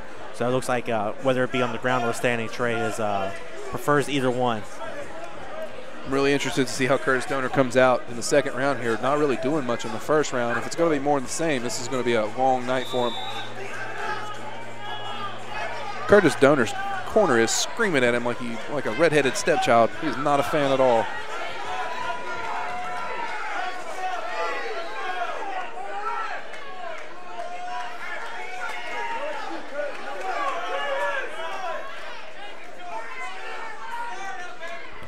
Fighters come out, touch hands, and Trey Taylor with two high left kicks, a 1-2 against the cage. Curtis is still just kind of waiting around here. Covering up, coming back with a 2-3 of his own is Curtis Stoner. Trey Taylor still throwing the 1s and 2s from good space. Looks like Trey is really taking advantage of his reach advantage here, pushing Curtis Stoner against the cage. Trey needs a level change, scoop the legs, take him down. Curtis, on the other hand, needs to pummel inside, maybe hit the switch. He does pummel inside. Double underhooks now. Curtis Stoner's trying to reverse his position here, but Trey is pushing on him, keeping him very heavy, making it hard for him to get off the cage. And the relentless body shots from Trey Taylor. Trey Taylor tries to hit a deep single there, but doesn't get to pull it off. Curtis Stoner just standing there, finally gets leg whipped down. You know, I'm kind of wondering what's going through Curtis' head right now. You know, what did his coaches say in between rounds, and why isn't he implementing it? You know, it looks like he didn't show up ready to fight this evening. We were talking about that at the beginning of the fight. Somebody's going to show up not ready. And it clearly looks like it's Curtis right now. He's labeled on my notes as a wrestler here, so I expected, you know, some takedown defense and some offense as well. But Taylor lands a nice elbow. Elbows are allowed in professional mixed martial arts. It's the first elbow we've seen of the night here. Trey Taylor's. Curtis Stoner's looking for an armbar, but it's sloppy. He's got to get the other leg around here. He could switch to omoplata if he works. He's stuck in side control here. Trey Taylor passes to side control, establishes position. But Curtis is doing a good job of keeping his space. Curtis needs – Trey Taylor's butt is really high in the air. Curtis could get his knee back inside. Curtis has got the underhook here. He's looking like he's trying to get out. He's 3/4 of the way. North-south position for Trey Taylor. This is why I was a fan of pride fighting back in the day. Knees to the head here. Oh, yeah. Unfortunately, we're not able to in the state of Ohio. Trey Taylor is able to transition over to full mount perfectly. Raining strikes, elbows, right hand. Another left hand there for Trey Taylor. Curtis Stoner, very inactive hips. He needs to be bucking his hips, turning from side to side, trying to get his opponent free, trying to get a little sweep, trying to make some space here, but he's just laying there. There's a little hip movement there. I like Trey Taylor kind of moved down to be close to who Curtis Donner's waist so he doesn't get bucked off as easily. Exactly. Curtis is beginning to give up his back here. Looks like he's established half guard. Trey Taylor is trying to pass, but now he's got a closed half guard here. Let's see if he goes for the lockdown and try to utilize any 10th minute sweeps here. It looks like, in my opinion, that Curtis is going to do just enough to kind of stall the fight out until the end of the round. Yeah, Curtis is definitely pulling an Eric Jarvis here. Curtis Donner taking right hands to the ear. Another right hand, another right hand, another right hand. Folks, the referee's going to stop this fight if it keeps going like this. Trey Taylor is putting on one hell of a performance. Curtis collects Trey Taylor's leg and puts him back in half guard. I don't know if it's going to be enough, though. Curtis is controlling Trey's posture now. Stuck in half guard bottom. Ooh, right hands from Trey Taylor. Trey's taking his time, being patient, not blowing his wad, not gassing out. Really showing the experience of a professional fighter here. Big elbows from Trey Taylor on top. Another right hand, another right hand. Much credit goes to Trey Taylor, who's been dominant this entire fight so far. This has been Trey Taylor's fight. He's been very patient and not throwing willy-nilly. That's right, willy-nilly, technical term. Strikes here and conserving his energy so he can, last as strong as he has so far. And he's doing a very good job. Yeah, Chris Donner is really taking the brunt of this. He's not, his hips are not active. He's just kind of taking the beating. I don't know what's going on. He's choking or freezing up here. It's hard to watch. Trey Taylor taking advantage of the situation either way. Curtis is taking a beating here. The referee is not giving him any warning. The referee's been down, giving Curtis Donner a warning, saying he's threatening to stop the fight here. Trey Taylor in the mount position, throwing strikes. I mean, Trey's not landing any of the strikes at all. They're not, but they are threatening. There's a right hand that landed, a left hand that landed, another now right he's hand. landing some. And now none of these are landing. These are all powder puff shots. But referee Jerry Poe down on all fours looking. 10 seconds left. If the kid can make it through this round, he's got another chance. He's got 5 seconds left. Can he make it? Is the referee going to stop it? Can he make it? He can make it. Saved by the bell. Awesome, awesome second round here for Trey Taylor. At the beginning of the pro fights tonight, awesome job. You know, I'm not one to hand out 10-8 rounds. I don't think Curtis took enough damage, but the performance by Trey and the overall dominating performance in the second round, I wouldn't be surprised if judges awarded that round 10-8 in favor of Trey Taylor. I'm with you 100%, and I'm pretty sure Curtis Donner's coaches are going to fight one another here in between the rounds. They're very upset, as they should be. Their fighter's not performing tonight. 21 years old though, as a pro fighter, that's it's a lot to shoulder for a young guy. Trey Taylor, the more experienced fighter, definitely showing it tonight, looking for his first professional win, and as long as he keeps up this pace, he's definitely got it. Very confident, big smile over there on the face of Trey Taylor as he gets ready to enter for the third and final round of our first professional fight tonight here in Lima, Ohio at ITfightseries31. Fighters come out, touch gloves. Ooh, Curtis comes out, throws a big right hand but misses, and Trey counters with a 2-3 that connects. Big right hand that misses again from Curtis. Curtis looks like he has the look in his eyes that he's going to give it his all here standing. Big left kick. Didn't connect, but, Curtis sprawls. Trey Taylor trying for a single leg here. He's going to hit it. He does. Okay. He does hit it. He's in a triangle defensive position here. He needs to get past that leg. A modified open guard here by Curtis Donner. Couple strikes, little glancing elbow there from the bottom by Curtis Donner. He's trying to set up a triangle. I don't think he's going to be able to. I hate to interrupt you here, Jimbo, and I hate to take anything away from this fight, but if you look over to our left, I've never seen this before at a local show or any MMA show. I see two grandmas standing cheering on the fight. I love it. I love it. Whether you're 12 years old or I don't know how old these beautiful young ladies are, and but right behind him is an urban gentleman who is screaming multiple vulgarities. So shout out to all of them. Love it. Anyways, back to the action in the cage. Throwing bombs from the top. Two little white ladies in the crowd loving it. Curtis Donner's doing everything he can to tie Trey Taylor up here, but Trey is slowly matriculating through his jiu-jitsu. He's now in Curtis's full guard here, raining down some more shots. Curtis, you gotta go! Curtis Donor has got to do something now if he wants to come away with a victory here tonight. I would like to see Trey Taylor get the finish here if possible, instead of grinding this out to a decision win. Well, you know, it's not for lack of trying here. Curtis is spinning on an armbar. He needs to get his knees tighter together. Trey is fighting it off. He needs to get his knees tighter together, come out the bottom side here, go face down on that armbar. He's got a chance at it. He crosses his feet. He needs to come out bottom side now. One, I don't think he's going to do it. Oh, the hands are separated. Wow. He comes out, but Trey Taylor walks over his body. If Trey can get his left leg over Curtis's body, he's just fine here. Trey's elbow is almost out to a point where he's not in danger anymore. He's still in danger here, though. Fighting this armbar is Curtis Donor. Like his elbow is out. His elbow is out. Yep. Now Curtis is just wasting energy holding him here. Trey looks like he's just kind of stalling, letting time waste off the clock. Yep. It doesn't look like he's in any real danger here. Yeah, Trey's corner very calm. They're fully aware that they're in control of this fight. Come on, ref, if this is how it's going to be.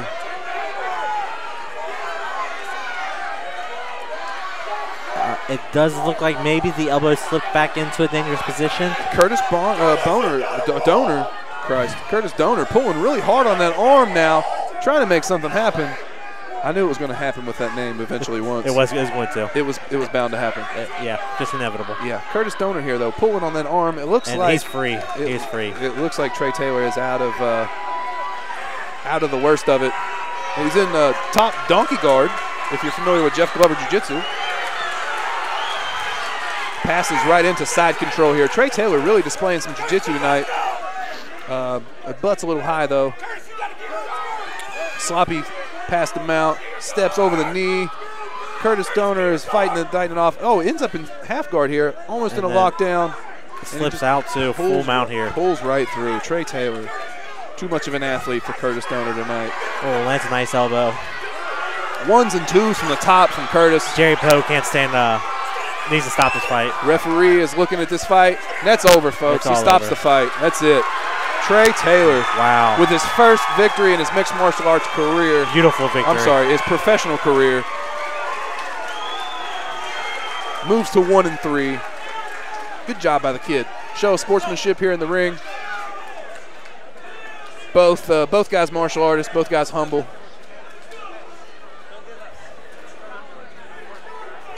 Great fight.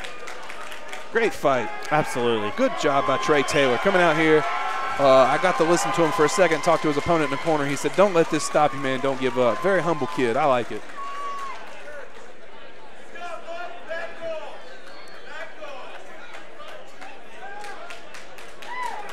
Curtis, his cornermen didn't kill each other like I thought they were going to. All right, ladies and gentlemen, the referee has called a stop in this contest at 3 minutes, 58 seconds in round number 3. I've heard less. Declaring your winner by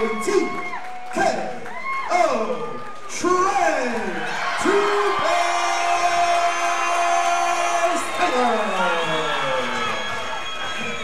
That was the third time in his professional career that Trey Taylor has gone into the third round. Previous 2 times went to the decision. This man has cardio. For sure. He looks like a black Super Saiyan. If you watch Dragon Ball Z, you know what I'm talking about. Nerd status. Winner, Trey Taylor. Picking up your first professional win has got to be a fantastic feeling. Oh, it's amazing. It's amazing. Everybody that supported me, thank you so much. Everybody that came out, we worked hard.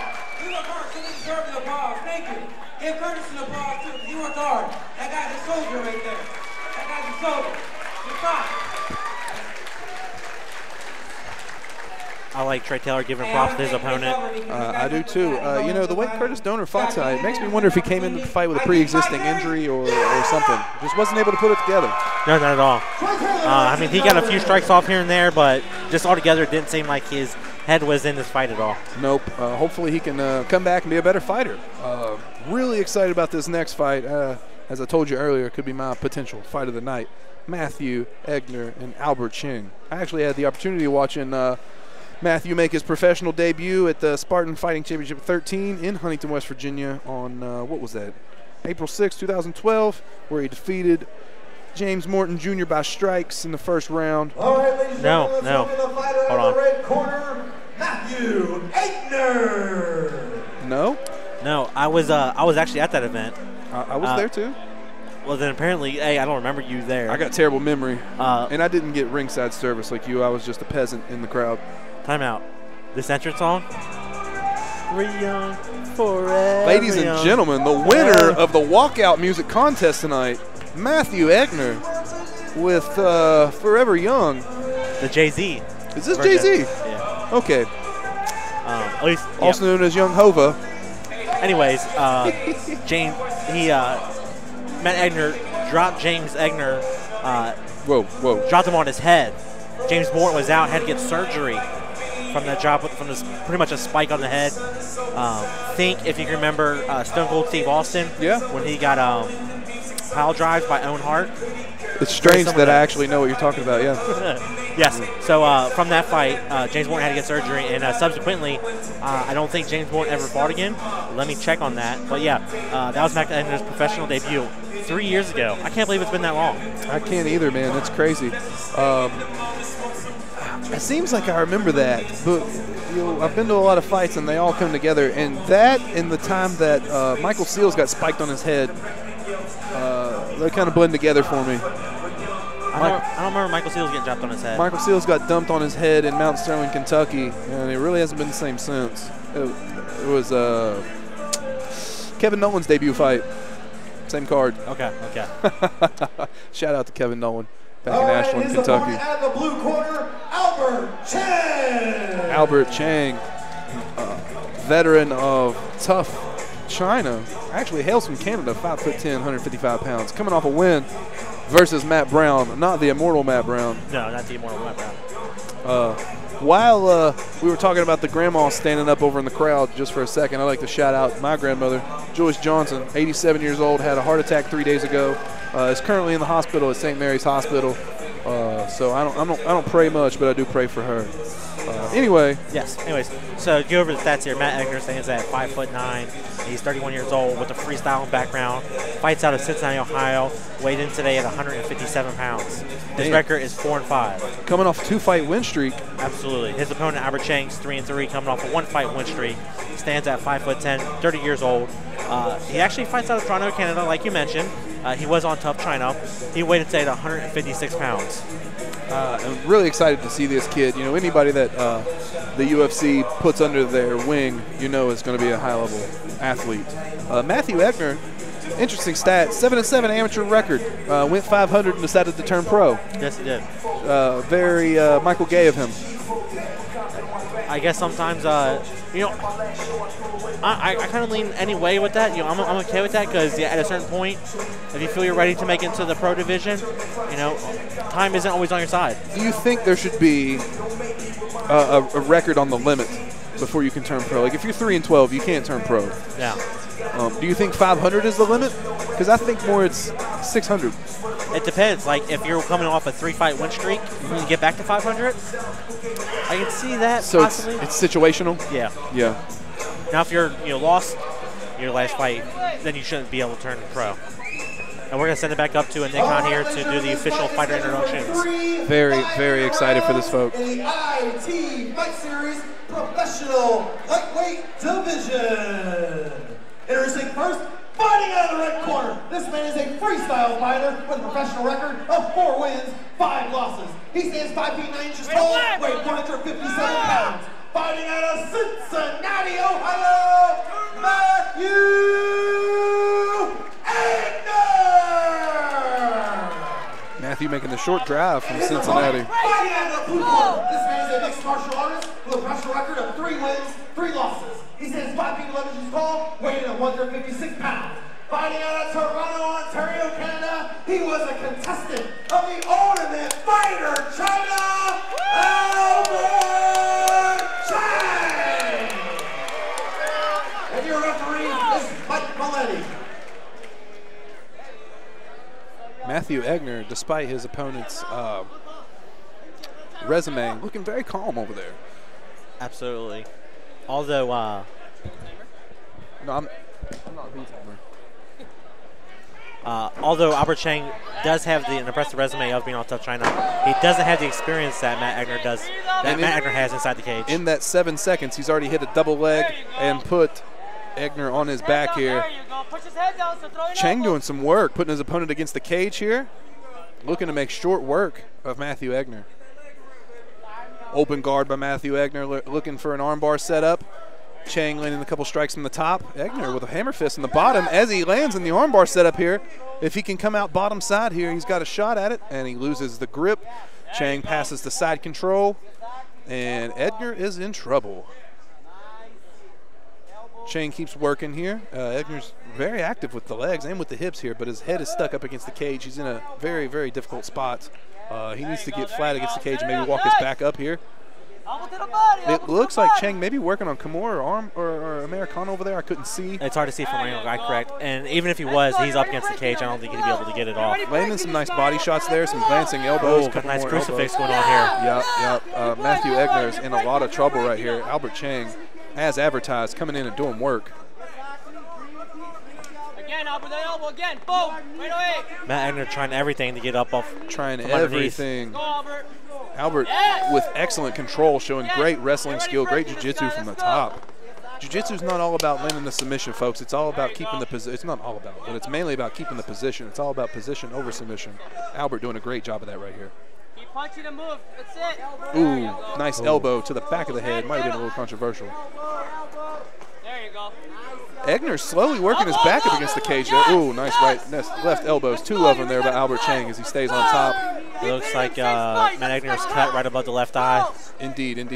Both fighters are right here in front of us, and we're getting a first eye view here of a bird's eye view. It looks like Matt Egner is not in his league against Albert Chang here. No, it's you are correct there, Juan.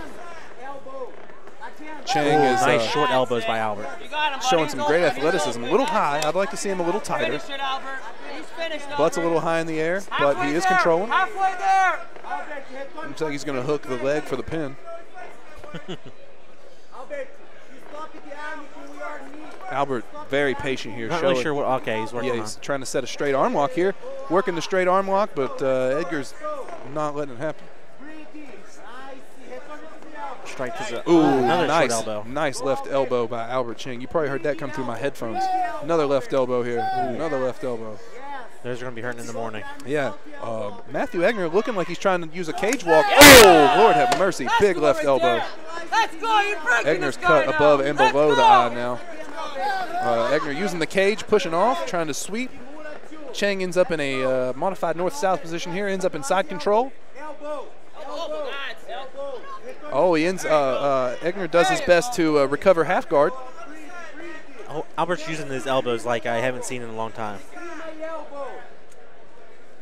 Ooh, Chang again, right elbow, grinding him down. Very John Fitch style as he stays on top and implements his will.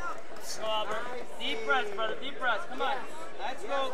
Albert passes back into side control here. Egner not really able to hold him for long. Oh, crucifix position, and the elbows are coming down. Egner doing everything he can to get out, but his head's pinned against the cage here. Stuck in the crucifix. Right arm is trapped. Left arm is trapped. Setting up Kimura. Oh, no, Americana, but he doesn't. He just uses it to keep landing elbows. Referee is going to stop it. 5, 6, 7. Wow, Egner uses a cage walk and ends up in a turtle position here.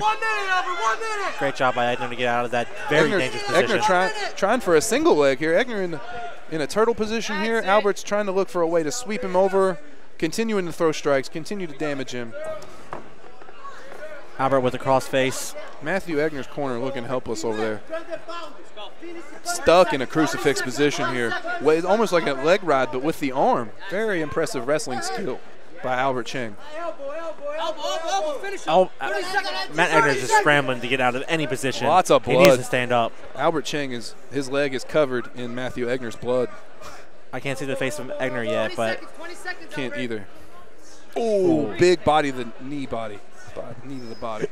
Knee body. Knee body. He threw his body into his knee. He both those knee body. A little interesting side talk here. Matthew Egner with some interesting tattoos of a woolly mammoth skull on his shin. And we're about to hear the bell here, and the signal end of the first round. Matthew Cheng dominating performance there. 10-9 round. I would score it 10-8, but Juan's a little more stubborn, so we'll call it 10-9. I'm actually going to call it that at 10-10.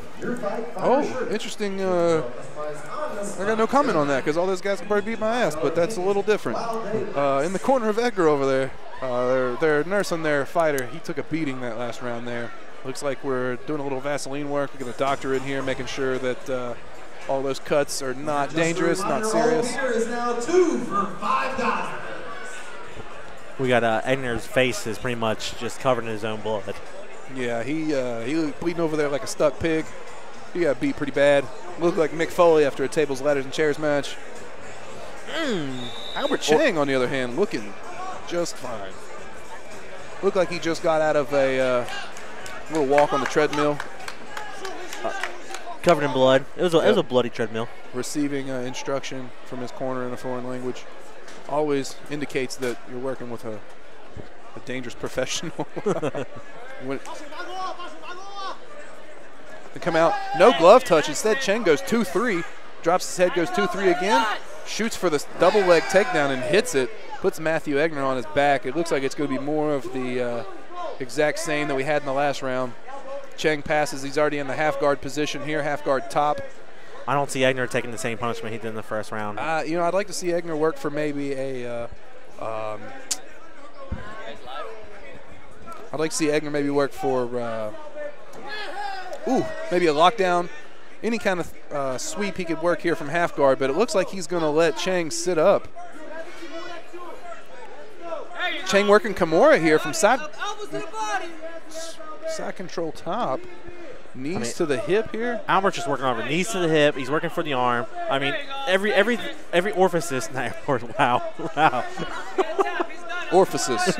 Wrong word choice. It looks like he he steps over the head. Now he can finish the straight arm lock. He needs to scoot his hips up a little more like he does there. Hips need to come up just a little bit more. Finish the straight arm lock. And he taps. Matthew Egner taps Albert Chang with the win. Extends his win streak to 2-0, as I predicted. Huge win from Albert Chang. You know, he's looking to get back in. Pretty much, he's looking to get back into the Zuffa brand in the UFC. A couple more wins, he's definitely going to get there. And tonight, definitely showcased his skill set and why he deserves to be inside the octagon. A couple more performances like tonight, folks, and like Juan said, he'll be back in there in no time. Speaking of fighters that we need to see back in the UFC, I'd really like to see Isaiah Ferguson. No, yeah, Taz Ferguson, Isaiah Ferguson. No, that's not the same one.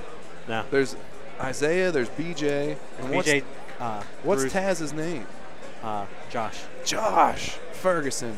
Forgive me for not remembering your first name, sir. I'd love to see that kid back in the UFC. He had a tough road to the UFC, and then when he got there, some really tough fights. And came back home to Kentucky, made a couple good fights, and I'd like to see him eventually make his way back as Albert Chang gets the medal around his neck here. And we're going to send the back up to Nick Hahn, the ring announcer, for the official announcement.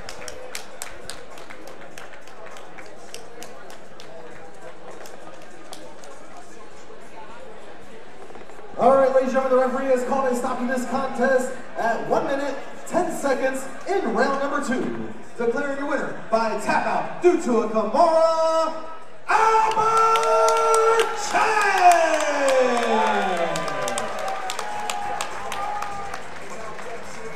Albert Chang, impressive victory. Looked like a pro. Looked like he could have got up off the couch and won this fight, really. Outmatched Matthew Egner. Definitely a great performance. Now we're going to go up to Nick Hahn again and get a post-fight interview. I'll tell you a funny story here in a second. Cannot wait. I'm here with our winner, Albert Chang. Albert, you were able to take him down. You locked in a submission hold, and you took home the victory. So I'd just like to thank my team, Coach Cory, Stoger. I had a bunch of guys come down with me. UFC tough trying to cascade Johnny Clunch here. Right down in my corner. And it feels good to fight in Ohio. It's my second time. And if you guys enjoy that fight, I'd love to come down and do it again. We'd love to have you. Ladies and gentlemen. Great fight by that kid again.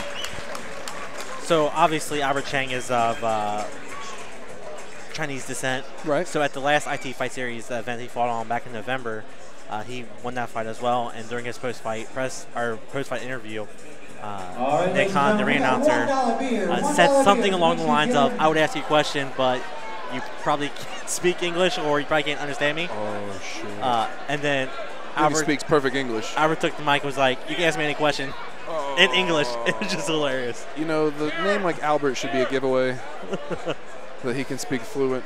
Not too many Asian Canadians, I would say. Hey. Definitely good performance. You know, as we get ready to come to the main event of the evening, it's kind of bittersweet, honestly. It is. I love chatting with you all night. Unfortunately, it's coming to an end at this fight, but it also at the same time, it's been a long, what, 4 hours? Yeah. Something like that? 4-hour drive here, 4-hour event, 4-hour drive home. It's been a lot of fun. It is bittersweet. I would sit here and commentate fights with you till the cows come home. It's a little West Virginia side talk there for you. Okay, because I wasn't really understanding where you're coming from with that. When the cows come home, it's over. Did the cows ever leave? You know, I don't know. I would assume that if they were coming home, they would have had to have left. And wait, do they get in a local corner store, get some milk for the bacon? Grass-fed cows. That's all I got for you. Sending it. Oh shit! I lost my hoodie. Sending it back up top to the Big Blue supporter himself, Thick Nick. All right, ladies and gentlemen, let's welcome the fighter out of the red corner, Matt Montalvo. Matt Montalvo, the owner of New League Fitness, 5'8", 150 pounds on the normal from Byron, Ohio. Apologize. No, Brian, I was right the first time. Byron, Ohio.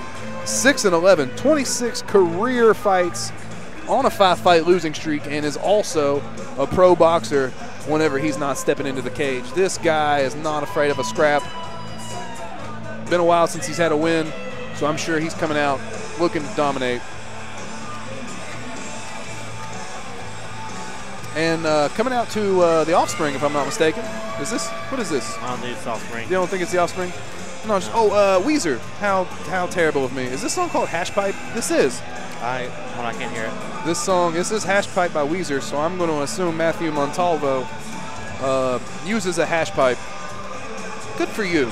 And by hash pipe, he means he's a snowboarder. And the hash pipe. The half pipe. The half pipe. The half pipe, yeah. I thought that was called a hash pipe. How terrible of me. The X Games have been a complete lie. All this time, I thought people were getting stoned and riding down the mountain. Way wrong. He faces Shawn Barnett, who's about to come out from peak submission. Getting greased up here, doing a walk around the cage. And his opponent out of the blue corner, Shawn Barnett. Shawn Barnett, team peak submission, Piqua, Ohio, 6 foot tall, 150 pound. Wow. You are about to see the best entrance of the night. I'm sorry? Are you ready to go to war? Oh, shit.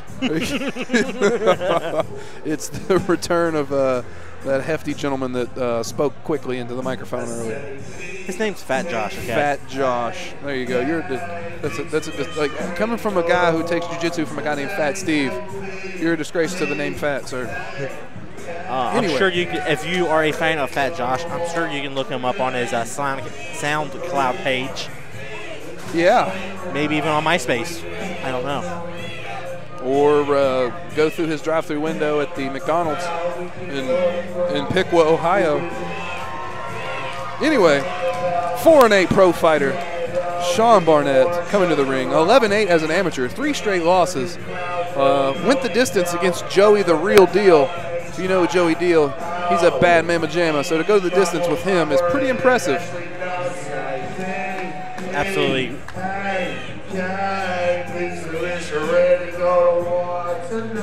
Good Lord, have mercy. It blows my mind that this kid is not signed by RCA or Def Jam because they're deaf, or maybe he's signed by RC Cola.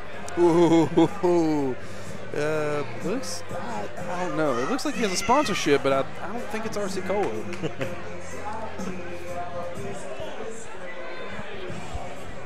I have a feeling this fight is not going to go to the distance. I'm going to agree with you, Juan. I don't think this fight's going to the distance either. We have two guys here. Montalvo on a 5-fight losing streak and Shawn Barnett on a 3-fight losing streak. So someone is going home with a W tonight.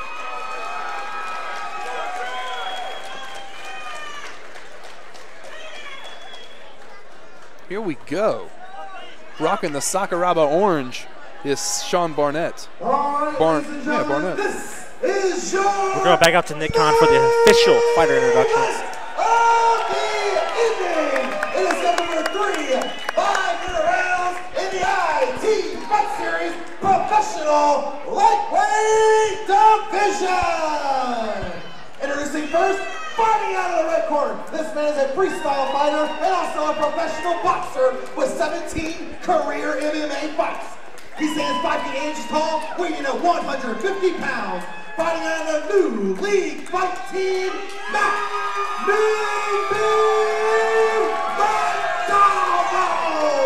gotta tell you, ring announcer Nick has really turned up his ring announcing here in the final couple fights. Fighting out of the blue corner. This man is a freestyle fighter with 11 My hair is butchered. He stands 6 feet 1 inches tall, weighing 150 pounds. Fighting out of St. Mary's, Ohio, Shawn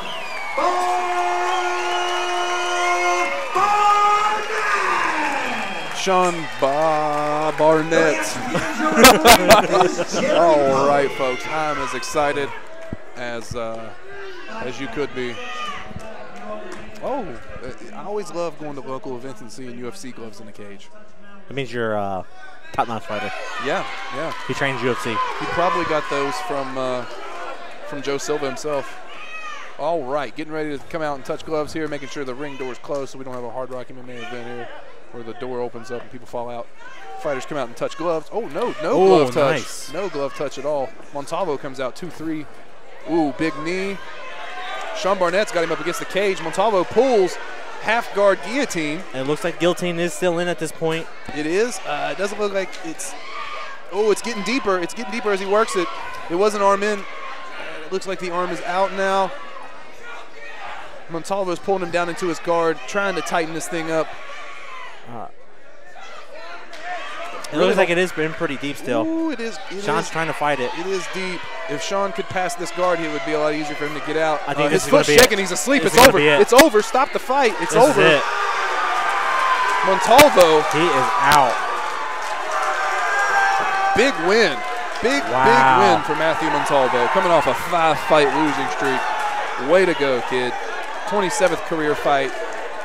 Chokes out Shawn Barnett. Shawn just now told me too, kind of wondering what's going on, what happened. Got to tell you, you predicted that. It wasn't going to go off all 3 rounds. No, sir. Kind of sad though, Juan, because now we're pretty much done. We could just stick around here and just, wait till everybody leaves and hang around for shoot the shit till absolutely no one else is listening, and then keep going for another half an hour.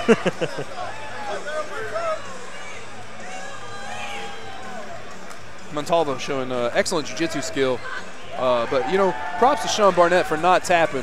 He fought the whole time. He never gave up. So shout out to him. Being a jiu-jitsu fighter myself, the urge to tap whenever you're in a tight choke is overwhelming, and the fact that he didn't is impressive.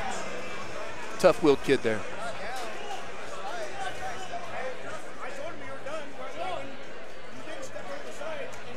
Toss it back up in the ring.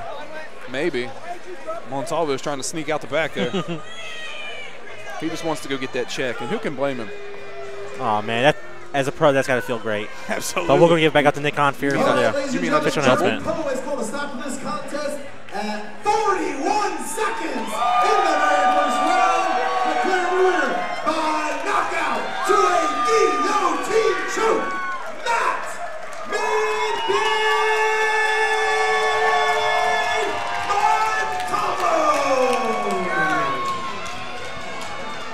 Montalvo wins the walkout song of the night, wins the main event here, and as I said at the beginning of the broadcast, half of this crowd is at least new fight. I'm sorry, new fitness. New league fitness. New league fitness. New league fitness. So they're very happy to see Montalvo win this fight. Well, he's a tall kid, obviously, and I'm kind of short. So I know he's a kicker. I want to get inside. Whether I took him down or he took me down, I was going to sweep him. That submission was there. He gave me his neck the whole time, so I stayed calm. Took advantage of it. Controlled it the whole time. Didn't clean it. So I'd like to thank my sponsors. Those sponsors that have helped me out. You gave me a hot over here. I have the Central Salon doing all my haircuts and everything. New League, of course. Myra's Pizza. Savings Carpet Care, Property Maintenance, and Hillman Chiropractic. I'd like to thank everybody for coming out tonight and all my supporters. Matt Montalvo, ladies and gentlemen. Matt Montalvo, very happy, of course, with the quick victory. And as a professional fighter, that's got to feel great. You know, you come in here, less than a minute worth of work, and you get that big paycheck at the end of the night. Yeah, you know, 3 to 6 months of training, 45 seconds of fight, and double the money. Yes, absolutely. You know, as we wrap up here, you know, we've had a great evening of fights from top to bottom. I couldn't be more pleased to have you and my partner here broadcasting with me through the entire night of IT Fight Series 31. I had a fantastic time too, Juan. I got to say, I heard you commentate Hard Rock with Ben Sargent, and I thought to myself, I have to go save this man. So here I am. Let's go ahead real quick. Go with the Bluegrass MMA knockout of the night. Goes to Tim Bruce Elely as he knocked out Zack Utterback and sent him to the hospital.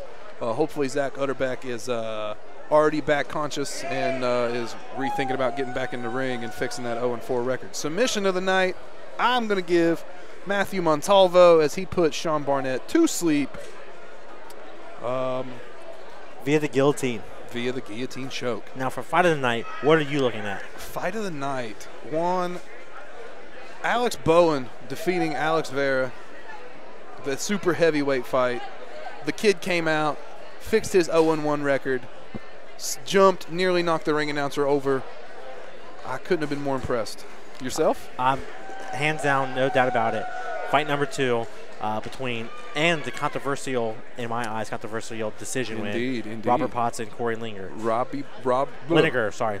That fight was damn impressive. Robbie Potts and Cory Lineker. Impressive fight, controversial decision.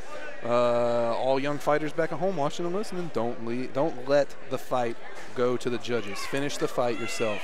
You could train for 6 months, come out here, put on one hell of a show and get robbed because someone didn't see it your way. And that's the last thing you want, folks. Finish fights. Absolutely. Now as we wrap up here, to our listeners still listening, hopefully, where can they find you, Jim Atkins? They can find me. I recently just changed from Jimbo to Jim. You can find me. Speaking of which, why'd you do that? I'm kind of curious. I just did. I just felt like it. I'll probably change back to Jimbo at some. Once I get competing again in jiu-jitsu and whatnot, I'll probably change back to Jimbo. But I just went through a mood, Jim. You can catch me on Facebook at Jim Atkins, Twitter at Jimbo Atkins, which I rarely use anymore. Instagram, I was Jimbo Atkins. You can Snapchat me, Jimbo Atkins. You can hit me on Xbox Live, Jimbo Atkins. You can catch me at Butch House Brazilian Jiu-Jitsu on Monday, Wednesday, Friday, and you can catch me grappling with Steve Armentrout, Joey Donahue, and the rest of the Armentrout Jiu-Jitsu crew in Moorhead, Kentucky. That's where you can find me. How about you, Juan? Where can you be found at? Myself, Juan Valley. You can find me, of course, on Facebook under Juan Valley. Pretty much everywhere else on the intranets, I am at the Magic Don Juan. That's Twitter, Instagram. I'm no longer on Snapchat, but you know, why would you send me Snapchats anyways?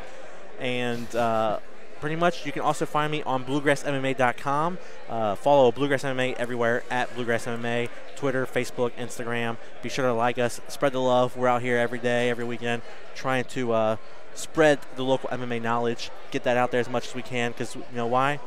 Fighters first, fans always. And if it wasn't for the local guys here at the UAW Hall, the National Guard Armories, the high schools across the Midwest, there would be no UFC because they would have no fighters. Absolutely, absolutely. We appreciate everybody here tuning in tonight at IT Fight Series 31, and be on the lookout for IT Fight Series 32 in the coming weeks.